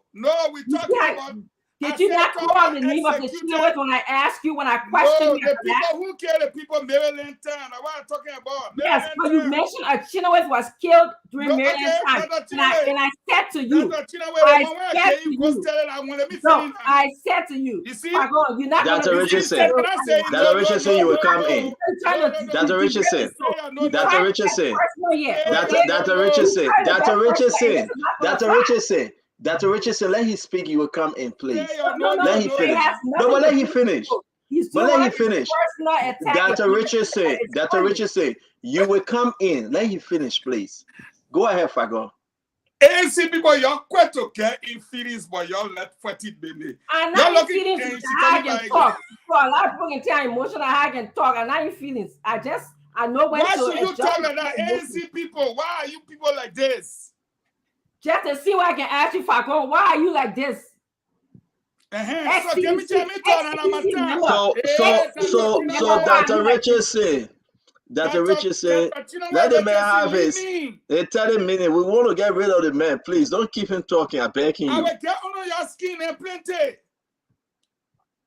So let me start my own talk. Number one, you admitted that this was your page. The part about oil will still be the same page. Yeah, right there. It can't change. That is my page. And I'm giving you the name now. Agent 405. You know what it means? Agent 405 means you 400 and number 5 on the agent list. You work for Thomas Fala. Please put Thomas Fala. I don't want say you left from behind Thomas Fala. Now your page there or a hack. My friend, answer. Now your page or the hack again? The hack a page. 2021, you tend to Bobo? I'm giving you a chance. No. You will not be exchanges. Now your page or not your page? I want to know what to talk. You were talk today. You talk when I'm moving from here. Now your page or not your page? Me brother Lima son Sankara man. That talk about the CDC talk all of you and just planted you into the people in party. Yeah, you there. As early as 2021, the other real one will come. We are conscious revolutionaries. Yeah, again. April 1st, 2022. The same page. You're your elbow there. Where side your knee? Yeah, you there? Yeah, you there right there. You're in the people party, then they're destroying it. Man, early grasshoppers. Moving all around, eating all the people that leaves. And then I said, and I get sense. They get to you and put you there. You work for 20 Thomas Fala. Up to 10 days ago, you stay working. The last instruction from Thomas Fala was say you on a platform. They also took you away from here. The state of men are all so to expose you now. He gave you instruction. You're not carrying other instruction. You're not carrying other instruction. I'm an OCD. The instruction from Thomas Fala is very strict. When you go on that, Tony, go straight for JMB. Go straight for Kumis. Don't go for those people. You go for them, they will teach a topic. You come here every time, you won't come for all. Leave us alone. Now, let me come to another thing. I have exposed you already. You'll see your thing. You can't deny it. Eat your money and do your work. Mr. CEO, let me be very candid with you here today. As a friend and a brother. Sometimes people will say it's personal. It's not personal. Some of us are not emotional. Our records are very clear. But you see, like Sankara said, you people are sitting down with the warlord. Sankara, it was Ellen that created the warlord. And the man you call him presidential candidate and you press him here today, that Ellen brought him along with the same Kumis man. Kumis became the financial analyst for the 66 bogus agreements. And you know who was the chief spokesperson? The chief spokesperson was your boss now, the man, your new boss or your new victim, Clarence Moneyback. Don't forget, he served as Minister of State for Presidential Affairs, okay, without portfolio, directly supervising the Presidential Delivery Unit, which we call PDU. Now, that woman that got elected to bring them in was in bed with Prince Johnson for 2 terms. That's how she won. So when you want to debate the issue, you got to get the facts. Agent 405, you will work for Thomas Fala up to 10 days ago. Take instruction from him and come here to debate seasoned people. You're doing yourself a disservice. They give you straight instruction, follow the instruction. Come here for Joseph Barker and Kumis. That's your instruction. Now, I close on this note. Mr. CEO, former CEO, a friend and a brother. It is unfair to the people, as you can see. Your numbers is 7,400 only on the one network. When you put all the other one there now, you are about 15,000 people listening to you. Then when we come here, we attack Prince Johnson. We attack Jeremiah Kuhn. We attack Joseph Walker. We attack everybody. And someone sets on your network. It's a retired colonel of a military group that committed atrocities. What is wrong with us asking him, when did you join the army? When his classmates are telling us he's E-90. He joined in 1990 and was taken to Camp Todi. What is wrong with us asking him, when did you become a colonel and who commissioned you? If we are attacking these people as warlords, we are attacking all these people, but we have a colonel sitting on our platform. Nobody said you killed. Nobody said you committed atrocities. But we say, sir, you are a retired colonel of the Armed Forces of Liberia, a group that committed atrocities against our people. Therefore, since you said with us, when did you join the military? Question number 1. Who commissioned you as a colonel? You already asked this question, man. You asked this question already. We are not getting answers. We are not getting answers. He's not forced to answer you. No, people are telling us that was my classmate. He joined E-90. Man, leave the people story alone, but we ain't got to answer you. With door on the morning of the inspection of the Luchi Church massacre. Asking what role did you play? Are we wrong? So let's wrap this thing up. So I'm going to say to the ANC people, ANC and Dr. Moneyback, what is the difference between your two? You came in 2000, 2009, that Ellen Broyer. All of you, Robert Morris, Alan Brown, Kumis, all of you, they brought you to follow their place so Joseph Walker cannot have a one-round victory. But the Liberian people say that you will only talk Tabata for nothing. Yet a sole importer of motorbikes. You are saying even tomorrow Kumi will buy a motorbike from her. Do you know that? Kumis cannot buy motor bike from anybody beside that woman. So you will go tell Kumis say that JK bought him the motorbikes. If he really need quality motorbikes, it will not be the people doing their business. They got to sell so that we can run their campaign. And I'm saying to Alexander Kumis, you are in 4th place. Conglo is in 3rd place. Moneyball, the record show that you're in 5th place. If you continue with Sankara here, brother, unless I have not been a sedition, if you don't go to 8th place, don't call me Eugene Fagon, the former sedition. I have been, and I know what. Thank you, Eugene. Thank you, Eugene. So everybody was very quiet. They were very quiet and they listened to you. You and Luna get talking spirit. We have to give the other people a chance to speak. Please, Mr. Fagon. Yeah, go eat your boko weed. Can't be saying I have AFF people then. You think we have to be here with AFF people? If I go, you and Luna, Kumis recruiter AFF people, Kumis. We just say now be quiet, then you can be quiet now. What kind of talking spirit in you? Sankara, go ahead. Sankara, speak, and we'll go to Aaron Migrate. Sankara, thank you, CEO. Speak.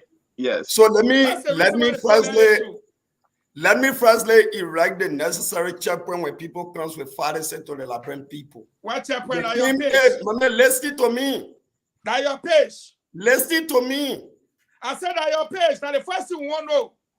Hey, get him a chance to talk, man. It's getting bad now, Fagon.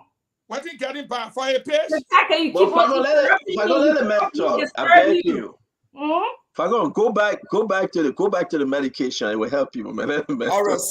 And now you don't go pick it up. Who don't go for it? Don't let me tell your medication. All right, CEO. These political times, people will want to create fake pages, and I want you to call at the level of the PLP 2022.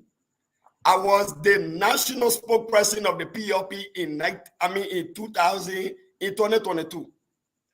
National spokesperson of the Youth League of the People's Liberation Party, 2022.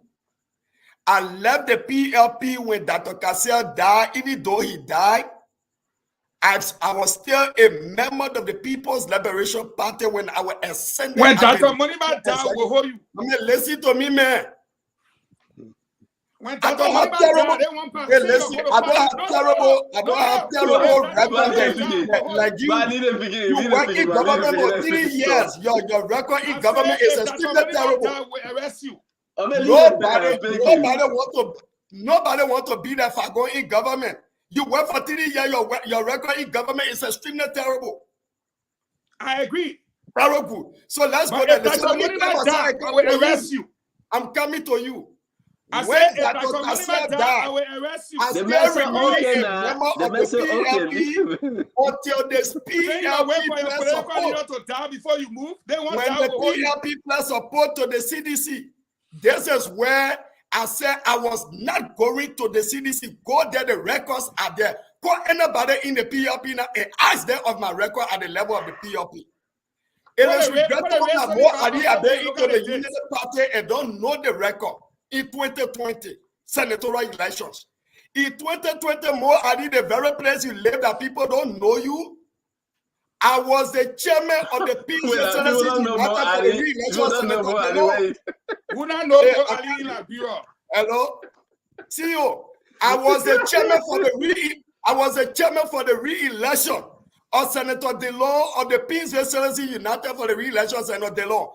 Where did we have our program? Right before more these are rare police academy field. That day we generated $268,000 with $240 United States dollars. We backed it right there and submitted it to Senator DeLong. Call Senator DeLong and ask your Samuel Sakara Johnson.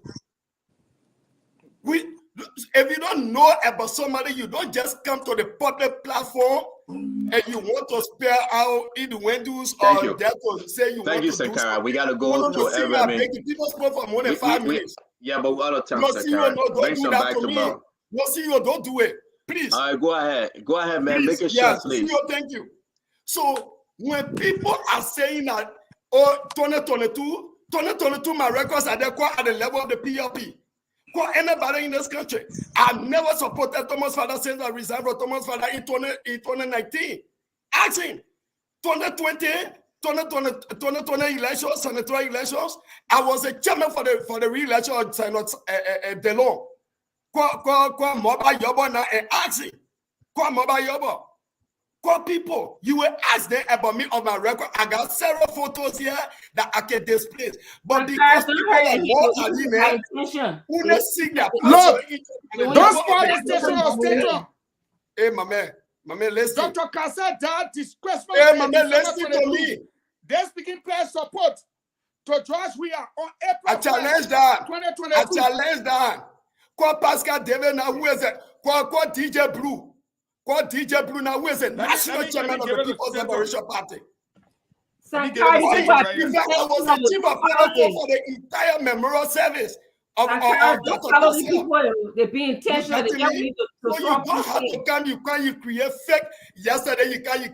Look, listen to me. Under your 3-year administration, you did Fago. In government, your first time working in government, you were job at the national legislature. You came and introduced a divisive politics in our country. You came and introduced a divisive politics in our country, the Congo and native politics. All right, folks, we gotta go. We gotta go. We gotta go. We gotta go. Thank you very much. Sankara, thank you. Fagon, thank you. Sankara, thank you. Sankara, thank you. Fagon, thank you. Fagon, no, I gotta give this announcement.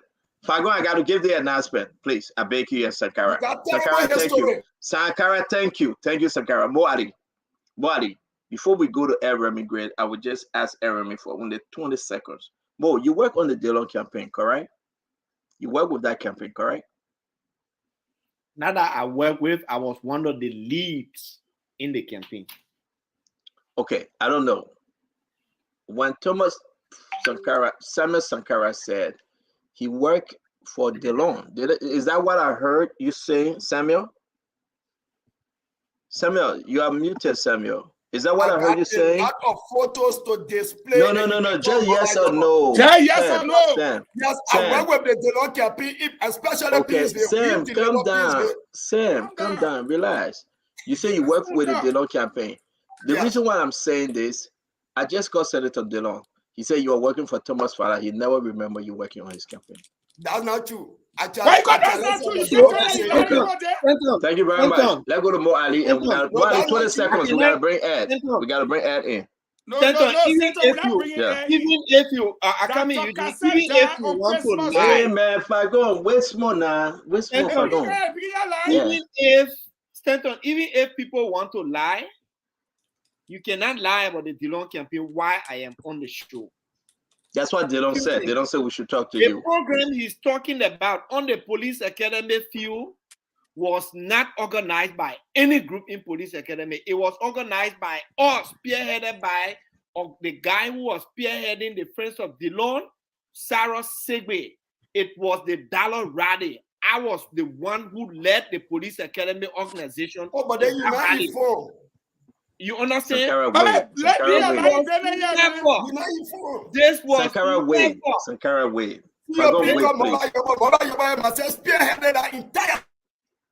So Sankara Wade. Sankara Wade, please. You can call Moba Yobo. If he answers, we'll bring him on. But just wait. Go ahead, Mo. You know, when you talk about the Delon campaign, you talk about Mo Ali. You talk about Martin Kula. You talk about Sarah Sidney. You talk about Patrick Honor. We spearheaded our campaign. We organized the Dollar Rally all over Monrovia. We launched the Dollar Rally at the headquarters of the UP. From there, we organized it for Police Academy. From there, we went to Bannersville.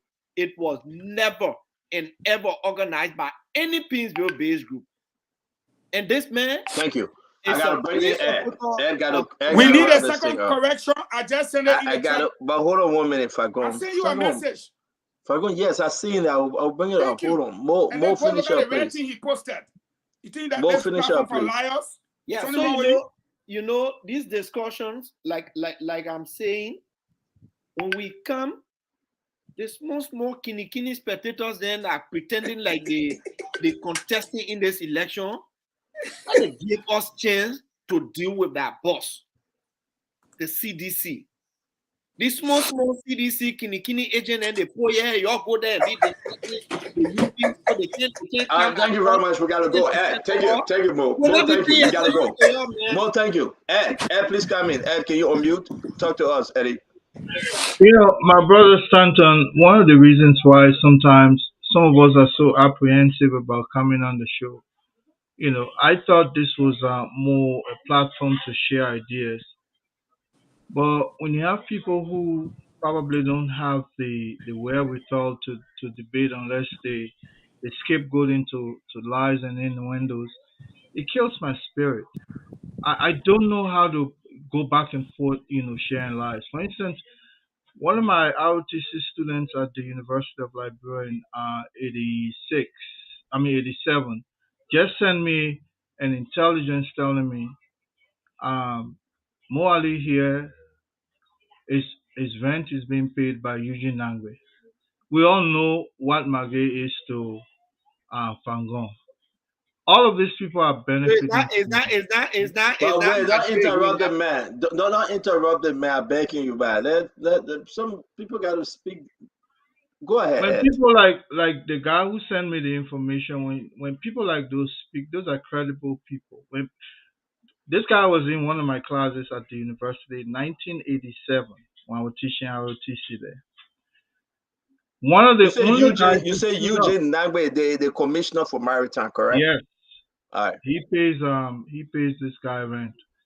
I don't engage in those are childish politics. When you come here and people who have been there for you desecrate and denigrate them, it's not good. We all know definitely that Urey stood up for the old men. Today they are not in bed. I agree. But here's the deal, Stanton. When we begin to look for ways to lie on other individuals simply to the point that we want to be hurt so badly, till associating with Madame Salif now is a crime. When Joseph Buckeye from 1970, maybe 1969, when he came from Wasonga, the very first person he encounters was Madame Salif. It was Madame Salif who brought Joseph Buckeye into the TWP, a composite member of that party. Madame Salif has been there. When she was looking for somebody to elevate along with her, she went to Joseph Buckeye. How can that be a crime today if younger generation try to associate with Madame Salif? Look, the argument kills the moment. Associating with Madame Salif, if it's a crime, then Joseph Buckeye is as guilty as Lucifer. You understand? We have to be able to elevate this argument. After Ed Remy finished speaking, we're going to the phone line because the show is over. We ought to be able to elevate this argument. Look, see, when we come here, my brother, to sit and discuss I agree with you. politics. I agree with you. Yep. That's all this childish way of doing things. Look, if you I like the way in which you slide in Mo Ali that Nagwe paying his rent, but you want us to move on. I like that way in which you slide on. You laughing? We going to the man can attack. When he attack, you won't come for him. Then he said, we got to elevate. So folks, we want to say thank you very much again. As always, we are about to do our closing. We're about to do our closing. I want to say to everyone, we're all correcting this thing. I want to say this to everyone, please. Again, tonight, 9 p.m. Eastern time in the United States will be Late Night Politics on Spoon. And we'll also be talking about issue that we didn't discuss further on this show. All right. We want to say it will be you going to be calling in. You will be calling in. We'll be discussing issue. Everyone, welcome to join us.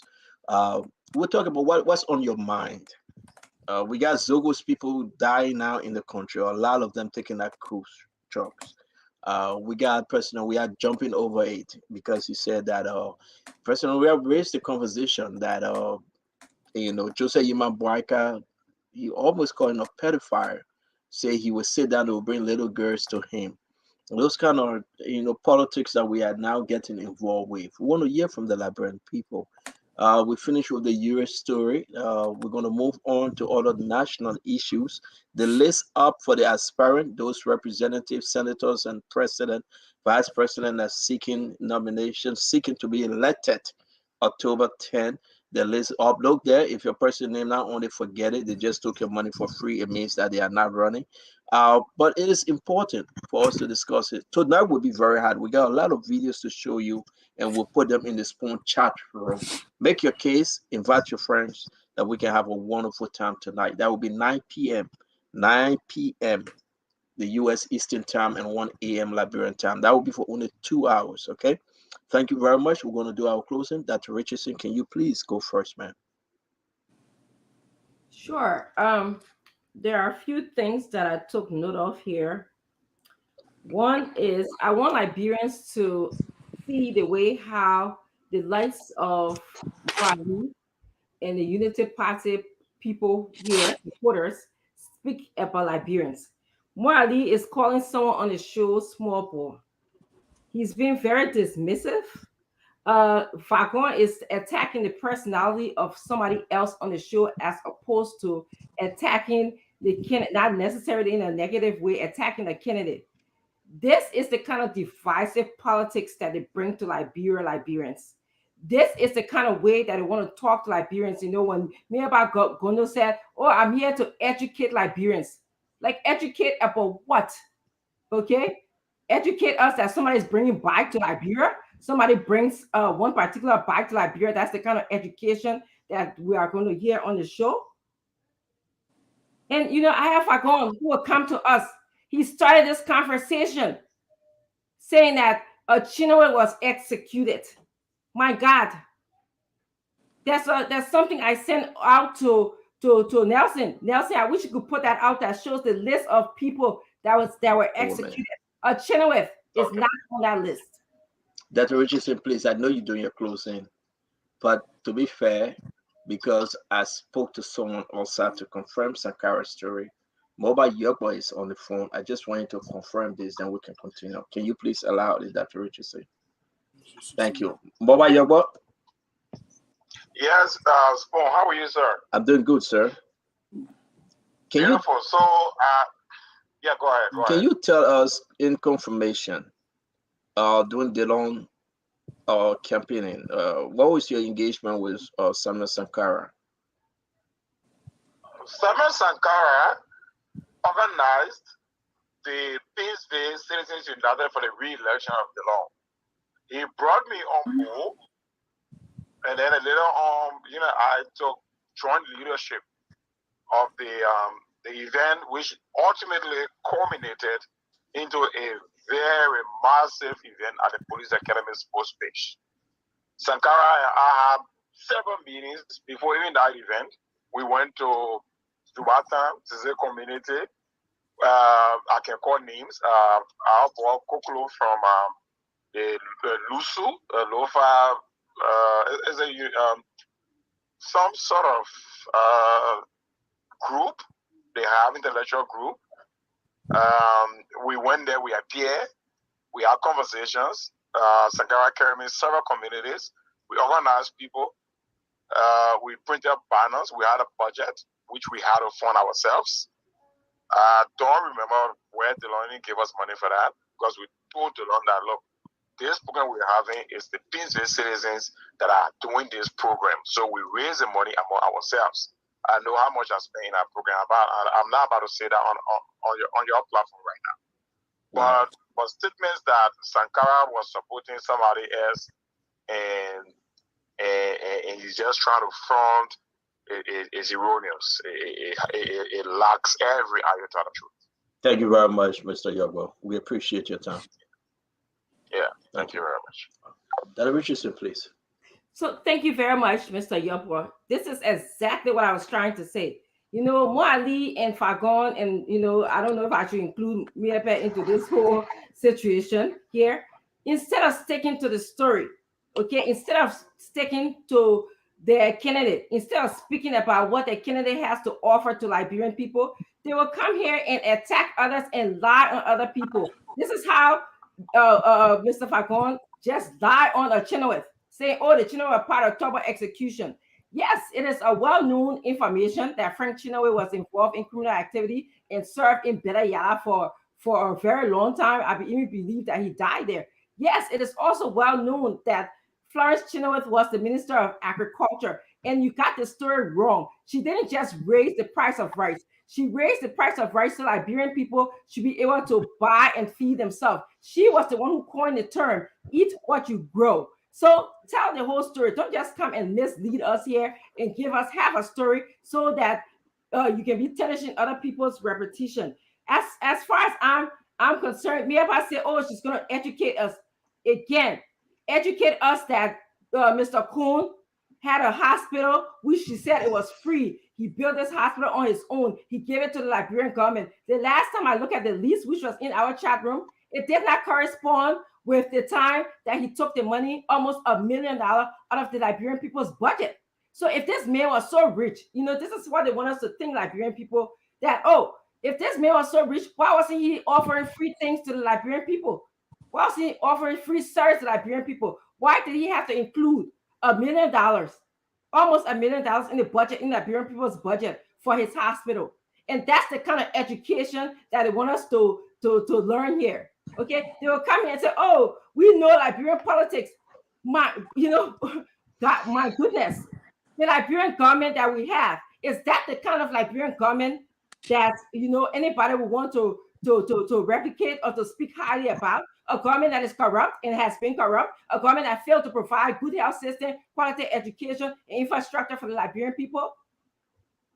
Is that the kind of politics I should know? If it is, I beg your pardon, I do not want to know. Okay? So I just want to also end by saying, yes, I do like evidence. That helps me avoid lying on other people. That helps me show documentation. And I started my conversation, Moali, if you're listening, you hear that I said reliable source. Sometimes reliable sources can be right, and sometimes it can be wrong. So yes, you're right. I should ask that person that, please bring me some documentation. And I will, and I will ask that person. On the other hand, Moali, you guys are not going to determine this election. The Liberian people, no matter how hard and how loud you speak about, oh, Joseph Boakai, it's like, I was thinking about some of the rhetoric that you guys say, oh, Joseph Boakai is in first place. This election is not between me and CDT or the other smaller parties. It's between me and Unity Party and CDC. The Liberian people will decide. Okay? You are not the decider of this election, nor anybody else on this platform will decide the election. Do not dismiss the Liberian people like that. And that's what I have to say. Thank you very much, Dr. Richardson. Appreciate the time. Guys, in respect and for the respect of everyone, once you speak, please hang on. Do not leave. We got to hear everyone speaking. We'll now move on to Mo Ali. Mo Ali, please. So I'll start with a few things. To the two ANC people, whenever we come on the show, we try to discuss the CDC and avoid them at every cost. They start off with the lies and the personal attack. When you bring out the facts about them, then they go looking for gossips around. As proven by Remy Gray on the show here, you sit on the show, or colonel in the 1990 army that committed crimes in Liberia. And somebody just send you a message and say, oh, that person paying Buhari rent. You say, let's elevate the debate, then you bring it on the show. But this is exactly the kind of army that Remy Gray was colonel in. An army that took gossip and killed people on the basis of gossip. That is the kind of colonel we're talking about. You said on the show, you say, my student from 1987 sent me message. They say, oh, that Eugene Ame paying Buhari rent. When you're in the army, you're a colonel, people bring gossip, that person you see so, that Guillaume and that Manomel, you order their execution. That's why we say, you need to be investigated, sir. And on the issue with Samuel, I'm not going to go back and forth. As a matter of fact, Moroba Yokpa was on the fringes It never worked. He came in when it was time to show to the press the glory. But never part of meetings that organized any of the dialogue rallies. He wasn't. And so I'm not going to go back and forth with him. There is nothing about the Dillon campaign that you talk about that Mo Ali was not in the center, was not the core of it. When we closed the campaign, the two persons you see who were very visible in that closing day was Mo Ali and Darius Dillon. So there's nothing anybody can say about that campaign. Samuel Sankara was supporting his mentor father up to 2022. That is not up for debate. Dr. Richardson will come back to it. You're a spectator in the election. You're not player. These elections are between the UP and the CDC, and we will win flat. And you, Dr. Richardson, at some point in time before October, you will change your mind. But I think you're talking Remy Gray, I ain't expecting to change your mind. You will vote for Joseph Boakai. Because you're supposed to vote. Yeah. Marty, you my sister. You know what? We're not happy, okay? Sorry to tell you, we're from Cape Mount. We're not happy. You know what? The old man, when you talk about governmental experience, oh, you are in the government, a government that did that, a government that did that. Dr. Richardson, when we were in 2005, when everybody was running away, it was us who stood for Liberia, who brought Liberia to where it is, that gave people like Cummings the opportunity to come today and say, we want to be president. He could not come there in 2005. We took Liberia from ashes and brought Liberia to a country status. And the CDC, that was little known Samuel Johnson worked for. Yeah. Let him close now. Dr. Richardson, let him close. Let him have his time. The CDC, that one little known Samuel Johnson supporter, came and took that Liberia, they carried back to ashes. That's why we said, through Joseph Boakai and Jeremiah Kpankun, we will rescue Liberia. That's why we have all of the innovations, all of the know-how to rescue Liberia after October 2023, and we'll call you to join us. Thank you. Thank you very much, Mo. Thanks a lot. Cole? Thank you, CEO. Dr. Francine, I don't know what you wish to achieve by calling my name multiple times in your expose. Oh, call this. I'm not your competition this show, madam. Let me tell you something. You misled the Liberian people by sitting and saying our future second lady or our future second family bought back for the opposition CDC. They did not. Our future second lady, the wife of the VSP, is the sole importer of Quado, industrious woman. Those are the bags that we sell. It comes from China. The other people won't come from India. So when I say I'm educating them, I'm not saying they are not educated. You know, the way you reason things sometimes is appalling. I'm trying to say you've misinformed them, and I have to educate them on what the right instance is. When we come here to talk about our serious political engagements or achievements, we are not here on some kind of competition, and call things she no. You sound so personal. And I'm taken aback by that. I expect better of you. Let me tell you something. In these elections, we are the forerunner. The surveys are out there. The opinion polls done by the very ANC, they're out there. It is not a matter of assumption. It is not a matter of thinking. It's a matter of fact. You even listen to the late night show when the CEO opens the line to the public, the sampling right there. You see it. The last time he did it when it came to the VSP issue. Those are natural sampling.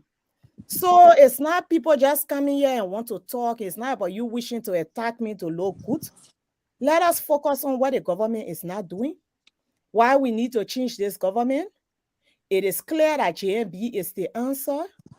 It is sad that we cannot get the endorsement of everyone. We would have loved to, to have everyone on our side. So it's politics. But we are confident in the numbers that we have under our belt.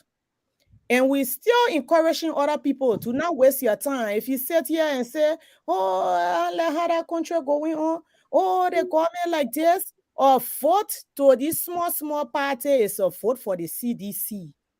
So let us collaborate our efforts. My own son Samuel Sakara, I don't even like to argue with him. This Sankara will never tell me in the second round he will pass by Boyka name on that ballot. So, I enjoy his seriousness when he come here sometimes. And he says, she said this is good. But let us focus on the bigger picture. That's true. There are elements of the UP that people don't like. They will say it here on these shows. That's true. They identify with Madame Salif before, but those elements are evident. They are in other parties like the ANC. Those elements that came from the UP, like Musa Berete, those elements that came from the UP, like Louis Brown, all those elements now, they were other places. Elements that came from the UP, like campaign manager Nangwe. So there's new UP. Look at the face of this new UP. I keep telling you, this is not a UP the people fear. The Irawa Salif, we do not enjoy his support at the UP level. Those are the things that scare the people. You have the likes of Mo Ali. You have the likes of Amos Twe. The likes of No Nun Luther Tape.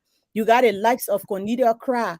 These are the new breed of young people pushing the agenda of the UP. I just want to say the Liberian people are going to vote Honorable Joseph Iman Boyka and Jeremiah Kpankun.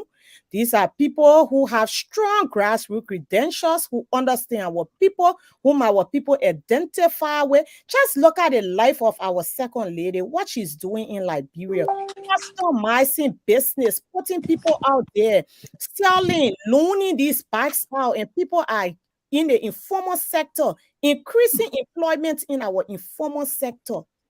These are the kind of people that our people identify with. So in these elections, it's ours to win. Maybe yours is 2029. Maybe yours is 2035. But these elections, we are ahead of the poll comfortably. And if you want to be in the second round, when you come here, let me give you advice. Attack the CDC, think how you will move them, because you cannot eliminate the person at the top. The CDC is closely behind us. Therefore, for you to be in the second round, try and attack the CDC, but to not be confused or be afraid that, oh, maybe the CDC might cheat to remain there, so let me attack the UP. The UP is in a comfortable first position. Nothing will remove the UP. If you want to get in the second round by some luck, and I don't even think any of the other parties other than the UP can even get and win the CDC in the second round. The CDC is contesting heavily with Tier 1 Gonglo. So, and they're not here tonight. But my Gonglo people, I think they are poised for the third round. They can even muscle the CDC. None of the other parties on this platform. So the people of Liberia remain resolved. Vote Honorable Joseph Yima Boyka and Honorable Jeremiah Kun for a new Liberia. Thank you. Have a good evening. See you on the late night show. Thank you very much. Thank you very much. I need to say something very quick, just about 2 seconds. We gotta go but Dr. Richardson, let me get everybody. I just want to address call a little bit. It's not a big issue. Call you right. We know competition on this show. You have noticed that I have not even bothered to address you. You've done it several times today, and I don't know where you're coming from. I don't need a dialogue with you. You just need to come here and sell your candidate. If you say something that is not true about my candidate, that's a Richardson, I will bring it up. So you don't care. I know whether to include call in the lies that they told. That's not necessary. I don't want to see you attack. When you attack, I stand up for you. I don't expect that of you. No. Let me just tell you something. You are no competition to me, and you're right, okay? Yesterday, you called my name so many times. I didn't even bother. I was very quiet. Today, I didn't even talk to you. You started the conversation by telling me what you are going to do to me, okay? Didn't call your name. Can we proceed now? We get a call. So let me So just say, thank you. I don't So have hold on like, 1 minute. I'm not Kohu, let encouraging Dr. Richardson anyone on finish. this No, call. Let you that, Anybody finish. that have that? Richardson thing is totally Kohu. unnecessary. Okay, It's Kohu, unnecessary. that's fine. Dr. Richardson, are you done? It's unnecessary. Thank you. Okay, let's go to Eddie. Ed, my man. Ladies and gentlemen, it's always a pleasure to be here. Even though people who tend to make line their objective for coming on the show tend to keep us away sometimes, but we'll still find ways to come here. Um, one of the reasons we come here is to be able to sell our candidates. When we have less than 1% of Liberians, tapping onto any information grade, this is a country where 1 minute of data costs somebody over $1 United States dollar. Who is going to look at buying their food and can't listen to radio? We still have a small percentage of people that listen. And when you take that as a sampling for a 2.5 electoral poll, I feel for you. I mean, you don't know the basis of even research.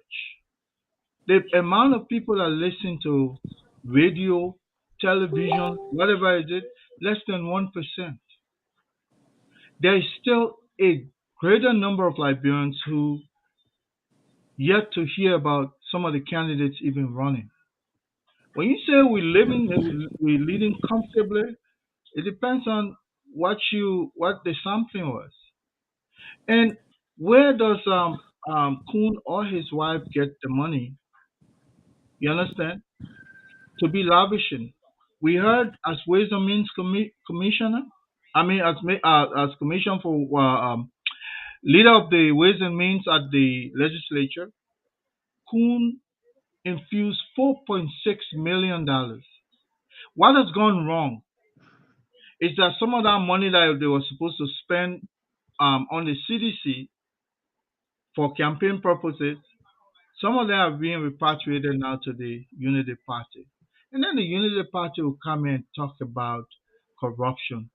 When all of this King Kong corruption, King Kong, like the gentleman over at Alex Tyler over at that place, Nukwe, all of these people, when you see them floating around the city, the Unity Party, once you ask themselves, what are they doing there? You think they're there because they love Joseph Buckeye?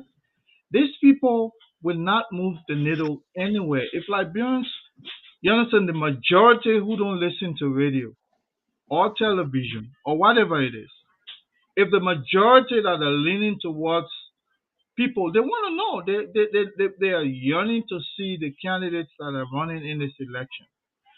I would urge anybody not to overlook anyone. You can put Gonglo anywhere you want because that satisfy you. You can put him anywhere. We know definitely our outreach is reaching to people in remote places. And that's what is important. You sit there and be buying into how many people call radio station. Firstly, you know how much it is to even call Spoon on a cell phone? Do you know how expensive that is? It's a luxury. They have millions of Liberians who can't even afford a cup of Gary, let alone go buy data to can't call. So if you rely on that data to say we're winning massively, then don't be surprised when the results come out, because you know what? You're not going to win everybody to the extent where you think that those who call the radio station are the only ones that matter in our electoral pool. There are so many Liberians. Again, I will repeat myself, that don't even know about Spoon, let alone call some radio station. The man way in a remote village. What time that man, even has to be calling radio station to make his point. When literally we have a country where that is so arid, people can barely go there. Let alone people having communication set to say they're calling. All of this, this imagination should just stop. I think people should continue to work. And I urge my ANC to continue to reach to those remote places. Do use bike, go there. Let Kumbi bankrolling the Unity Party. It will go broke. But you know what? They put the money in the budget, so maybe they will use their own money against them. But we know exactly. They say we can beg. That's what politics is all about. We continue to ask people to give us money so that we can fight this monster called corruption on all sides. We can't come from a corrupt moment 2017 and go back there. Liberians are not that they're not that stupid. Definitely they know the two people that are in the race, they're just there for themselves. And they will look for the alternative. And that's why we hope on. Thank you. Thank you very much. Thank you, Ed. It's good to have you, man. Thanks a lot. Samuel Sankara.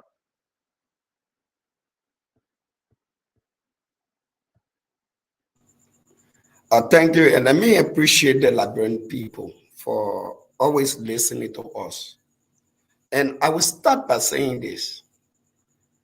I think the politics of our country is becoming very terrible and dangerous only because of certain individuals wanting to have self-proclamation of themselves, a highest peak that they do not deserve and want to maybe give it to themselves. And I think my good friend and brother Mo here have given the Liberian people every reasons why he was put out as Secretary General of the Unity Party. Because for Mo to sit on this public platform and say to the world that Sankara will know where he supported Thomas Fala, it means that they may got no ideas of the politics of the country. The only thing he's so interested in is to sit with the bigger guys, go to the biggest restaurants and hotels around. He don't think about the ordinary people. And that is the reason why today when you go to the police academy, you pass wherever you tell people I want to see Muhari, people will not know a Muhari house. And it is dangerous for our country. This is the very guy that called for the dismissal of UG Fagon when he was in government based upon some attitude that he claimed that was irresponsible and unadministrative. But today, because UG is supporting the United Party, now he's a demagogue to people like Mo Ali today. And I sent a lot of photos, CEO. I think tomorrow you will post those photos with regards to the program we are talking about. For Mo to sit on this platform and even tell the other, oh, Lame and Mobile, your boy, Jackie, alas, it is disgraceful. And this is the kind of a Liberia that we don't want. This is the kind of a Liberia that people have always said it. The presidency of the Republic of Liberia, it is not an entitlement to any individual in this country. It is the privilege and rights of the over 5 million people of this country. It is a privilege and right. So for the Unity Party guys to feel that because you are not supporting the Unity Party, so it means that you are not a Liberian. It just tells us the kind of Liberia that we are about to get into if, God forbid, Joseph Boakai shall become president of this country, which is extremely dangerous. Today you want to talk about war crime code. What moral do you have to talk about war crime code? The entire world know that Prince Johnson is a war criminal. Today in Nima, you were all hanging around him. You're laughing. But yesterday, you're large the CDC for lying in bed with Prince Yomi Johnson. You lying in bed today with Jeremiah Kuhn, who evidence are proving in all the report from the national legislature that this man have been involved with misapplication of resources of the Liberian people from the legislature, the manipulation of the national budget. This is the man. Then Unity Party want to tell us that yes, indeed, they can fight corruption. No, you must be living in a dream world. And that's the kind of a Liberia that we don't want. So that is the reason why we are projecting a new vision for Liberia, a vision of a new Liberia, a vision of a man with extreme experience, a man who don't have terrible record in government, and people like Eugene Fagone, who their entire governmental lifestyle was extremely controversial. Every day Eugene was in the news because he never knew the operation of government. He felt the way he would talk on social media, that's how government work. No, that's not the kind of a Liberia we are talking about. We are talking about somebody with a high education experience, and we must stop this kind of a generational envy. I know many a time Eugene will feel envious of a young man at the age of 44. To get a kind of recognition internationally, globally, to set a world leader that even people like Eugene not thinking about setting aside them. No, that's not the kind of a government we are talking about. We are talking about a government that will be responsible, that people will understand how government work, how connections work, how people can be able to lobby and increase the national budget of our country and alleviate the suffering of our people. Our people are suffering in this country, and that is the reason why the sole purpose of this show now must be, we must come, like I've always said, let us debate the policy issue. And not because they may spend 40 years in power, they may be around the government, they may like that. No, it must be about the policy. And when people say, just to conclude, when people say, oh, they may cast poor vote, oh yes, we will agree. If you want to say that, the reason why people, we will want to support vote is because people are no longer seeing the young people, the vast majority of the young people of this country are not seeing themselves in Mr. Weah, who are miserably feel this country as a young man. And if you look back down the line, they cannot also see their future in a 78-year-old man who is approaching his 80, that tomorrow we will want to have maybe one or two constitutional crises or giving another corrupt individual power.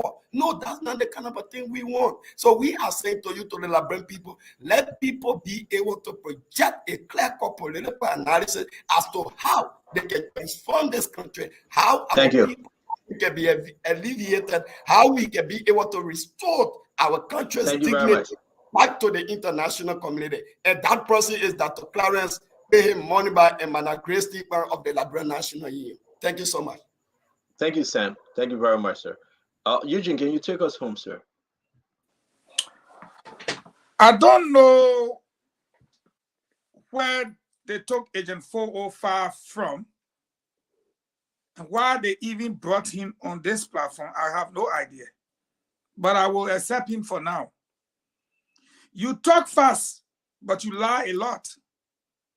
When you open your mouth on this platform and said, after Dr. Cassette died, and they said they were carrying the CDC party, the PLP party to the CDC, you refused to go. You resigned. You think this platform for a bunch of liars? Because that's a bold-faced lie. Go ahead. Dr. Cassette died on Christmas Day. I woke up, I thought they were calling me for some small thing. Everybody there calling. I said, my Christmas will be good. They say you sleeping, Dr. Cassette passed. So I'm telling you now, when you lie to the Liberian people just now on this platform and say after Dr. Cassette died, on April 1st, my birthday, you had the audacity, while the world celebrating my birthday, to resign and pledge your support to George Weah. On your page, it's still there. Put it up, let him see it. Put it up, let him see it. April 1st, 2022. You open your mouth on your Facebook page. Put it up. We cannot continue until this man see it. Which one are you talking about, Fagon? Which one? Which one? It's red. The red one? Red screenshot. The only red. Yeah, you there. Yeah, you there. April 1st, 2022. On this day, I officially resigned from the People's Liberation Party and support the re-election bid of Dr. George Weah. April 1st, 2022. Who was the political leader? Who let it on the screen? Who was the political leader of the PRP? Was it not Dr. Cassell? Are you dreaming? You think you can just come here and talk with your mouth? You support a candidate that's still living with a man. He left in a man house. Right now. You support a candidate. You talk about envying him because he's 44. Imagine 18 years ago, subtract 18 from 44. How old was he when Ellen took over? It was Ellen who brought a small baby boy like that and made him what? Head of the presidential delivery unit. And what? Minister of State with a portfolio to oversee 66 bogus agreements. Today you say the people suffering.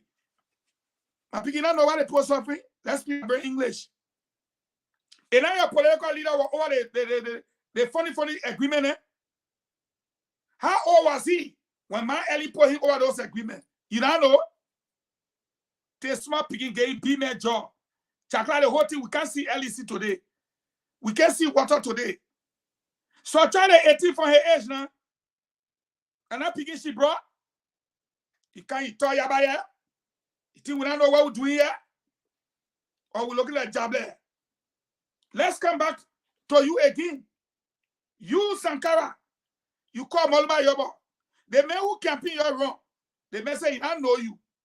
You know what I mean? That disgrace. You want to tell me Stanton lying? Stanton say he called Delon. Delon say, I know you. You know what I mean? Who is Molma Yobo? They see Ellen Poncho, small chair in there. He assigned with who? Kumis. He the who in Kumis' office. You don't know? That penalty popping for my mom. Your kind you want to be attacking JMB. I'm speaking the same English you speak. And I'm going different place. Now let me tell you. Malima Yabaki here. Just to tell her he know you and I you too. But we know Malima Yabaki, the ANC man. He in ANC office. He almost like the chief of staff to Kumis. So he not backing you up to change story. But let me remind you, Delon say he not know you. He called Stanton unless he says Stanton lying. They said they not know you. You can't force people to know you, my brother. And you can't kind of lie here and tell us, say, after Cassetta, you say you're not going. No. Before Cassetta, you made your announcement. Number 3 thing I want to stress on here. And I want to say emphatically, we will investigate in a new government. Even if we are win, we'll call for Urey great investigation, and this is why. He's retired Colonel Urey Gray. Nothing else. We're not against him because he's from Kema or Pomi. Because he no pro, he not no pro. Because he pray, he got great beard and a. He was a colonel in the Dole army that committed atrocities. Therefore, he must be investigated. That's our point. I'll leave it. We come back to Eugene Len Nangbe, something that we should have discussed here today. Eugene Len Nangbe said he taking a sabbatical from Maritime. Everybody knows what a sabbatical is. It's a paid leave. You cannot take a sabbatical from Maritime only to come to run campaign and go back. You think our job waiting for you? Why are you eating our money? How many more months we got to election? Almost 3 months. Go to Front Page Africa. They wrote a promotional story for him. How do you leave your work for 3 months to run political campaign? How? The code of conduct say you should step aside completely. Y'all go there and see it. These are the kind of things we want to discuss. And I would say, my Ellie bring all chairmen in the race to come and fight JMP so that there can be a second round. All of y'all who my Ellie chairman, those are y'all who the grand chairman. And when I say chairman, I'm not talking about she born you because I know that the person will come for me. No. And it is something year old woman, that's my mother too. All of y'all who my Ellie chairman, and you Sankara who the grandchild. Even your niece said that not true that Thomas Sankara needs tea. You cannot be doing this. Because tomorrow, after this campaign, if you think Eugene Fagon will hate you, I will not hate you. That's what politics is about. We fight politically, we meet each other, we hug each other. Campaigns can be bitter, but this platform is not for lying. I will conclude on this note. We are in a comfortable lead. And all your my Ellen children and grandchildren, the sooner you realize that Joria is not going somewhere or anywhere, it will come to terms with the fact that I went to jail, sent to jail by the legislature. I didn't go to jail because I stole. But some of y'all go to jail because you stole and did bogus arrangements. I will say, yes, I was controversial because I did not let the Kumis slap by. Whenever they came up, I was there to fight. And I did my job. And that's why I will go down in history as one of the best ever Deputy Minister for Press and Public Affairs. I gave it to my own government and I gave it to the opposition. They both did not like me, but I care less. I was facts versus fiction. And let me say again to the Liberian people, this election is a two-horse race, according to Stanton Witherspoon. Close the station, 10,000 people will watch. But, to all of you who come after JMB, you are wasting your time. The Liberian people have decided, and we who work with the CDC before, we follow ATS, they be all a market door. We follow SK, those people complain, they be all a market door. We divide money all around the place, they be all a market door. Since we became CDC and won the election, you, Sankara, you're talking fast. How many elections have CDC won? 0.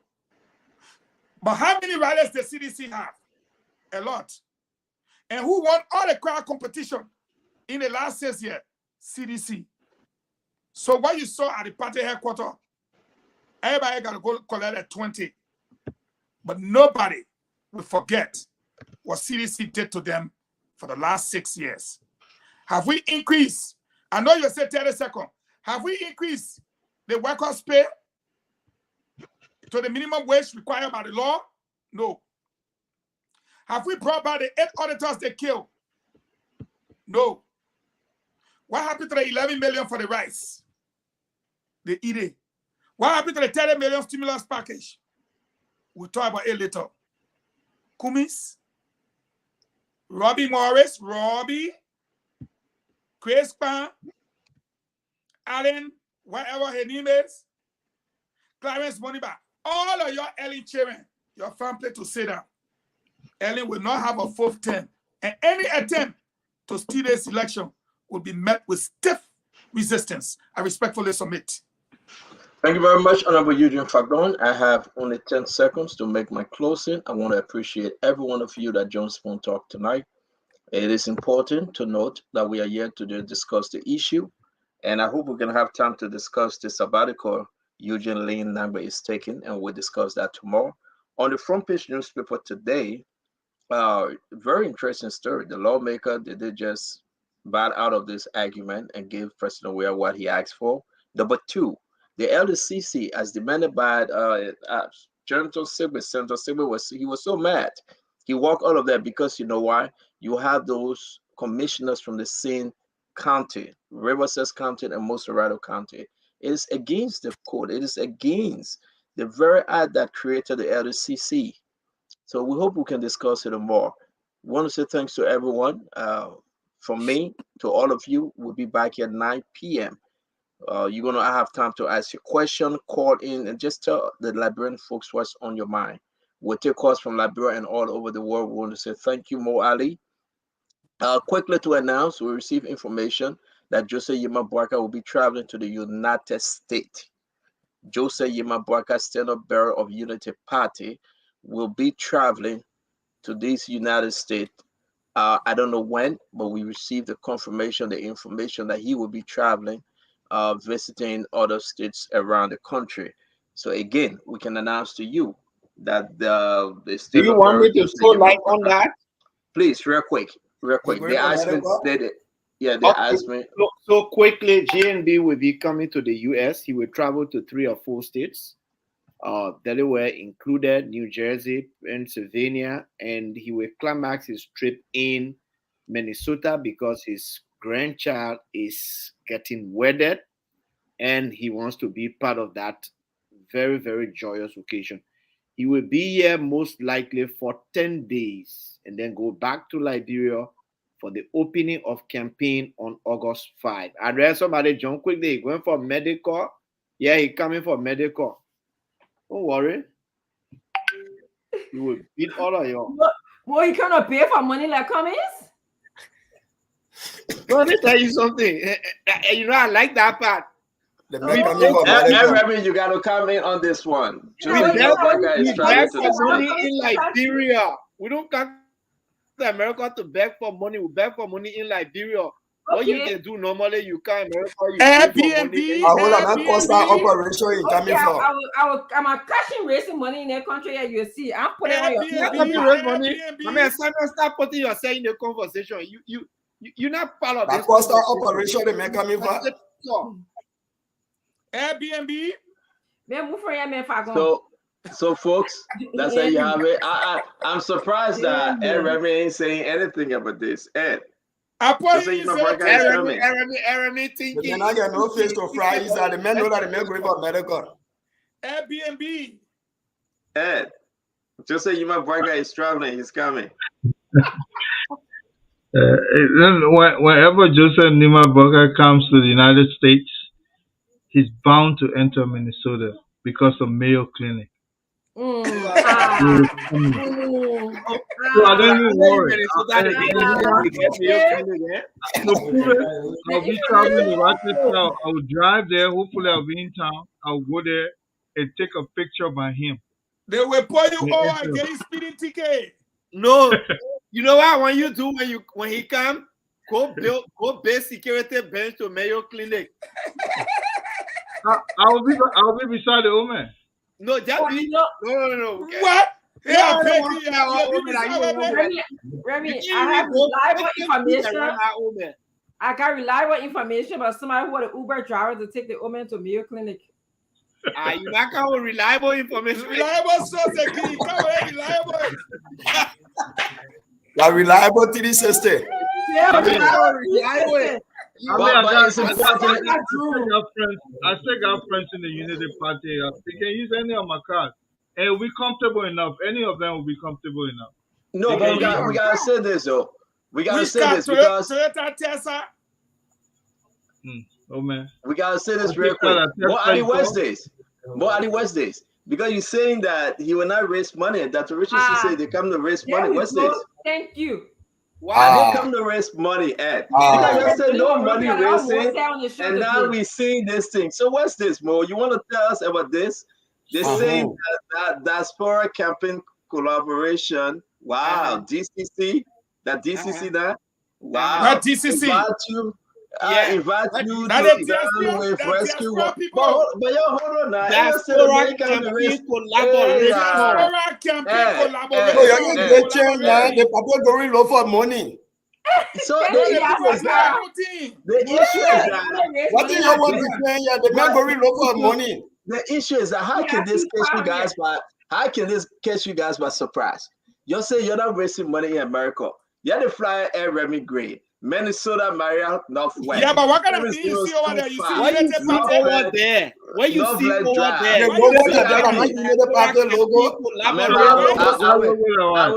I will mute all of you, but let me do my closing. But let me do my closing. They say Cash App. Sankara, hold on. They say Cash App. $ Rescue Team 1. Zelle 682. Is he coming to raise money? Spokesman for the campaign team. Can you tell the Liberian people exactly the mission of Joseph Yima Bwaka coming to the United States? I'm asking you. Is he coming to raise money? Yes, I am. Our official campaign spokesman, I'm asking you. Thank you. JMB trip here, the sole purpose of JMB trip is to attend his grandchild wedding. And secondly, to meet with Liberians and supporters of his presidential bid. What you see here is exactly just coinciding with that victim. There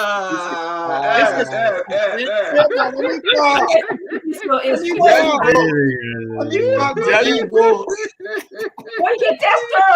Let me talk. This event has been a long time. You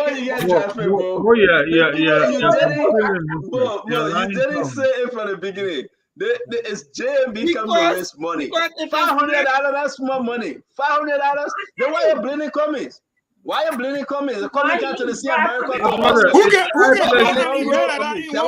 come to America to hustle? This is high place jealousy. This is high place jealousy. I think the anger will come is because Cummings knows how to raise money successfully.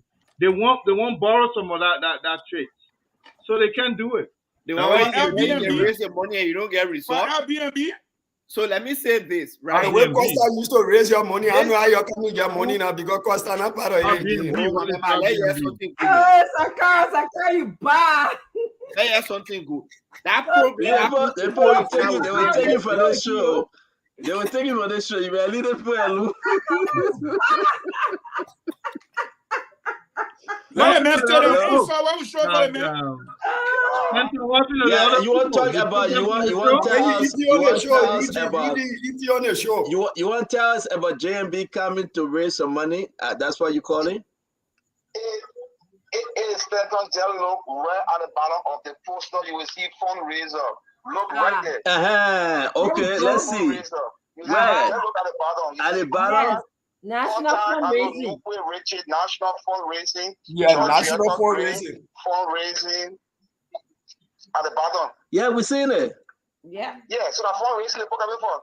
But I know what the more I didn't know what to say here. Fago, you start telling the story. You tell us. No, when y'all finish talking, y'all will get our chance to talk. Exactly. Thank you. Y'all will get our chance to talk because nobody in America will organize event 1 week to the time of the event. So let's talk about will you be there? Will you be there, Fago? Fago, will you be there? Fago, will you be there? Will you be there, Fago? Who, me? Fago, will you be in Minnesota? Well, I don't expose where I travel for my own security against ANC people and CPP people. These people have been targeting me, even worse than CDC. Let's go take a break. We can come back later at 9 o'clock. Let's go take a break, bro. JMB traveling to the US was concluded over the last 2-3 days. This program intended to raise funds by the Diaspora Campaign Committee. So they just did it hastily because JMB coming. I mean, what kind of logic that thing made to you? These people. But I read you do. I go. Let me go eat my dinner. Dr. Richardson, thank you. And this thing getting serious. You said the man raising money. Then you come out again and say, oh yeah, they will waste money. So we're going to ask the folks tonight, right now, say, we want the whole story, the whole truth, nothing but the truth, right? We want to just announce that we'll be talking about this. JMB is coming to raise money for the party. Is it a bad thing? I don't think it's a bad thing, Joe. But I'll take a break. Let's go get something to eat. And don't forget, the Powerball is tonight. It's $1 billion. Go spend your $2 and play the Powerball in America. It's $1 billion.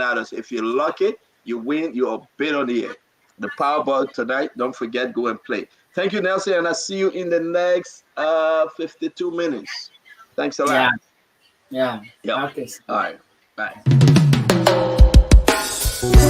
Yes, sir. A special one from the CEO.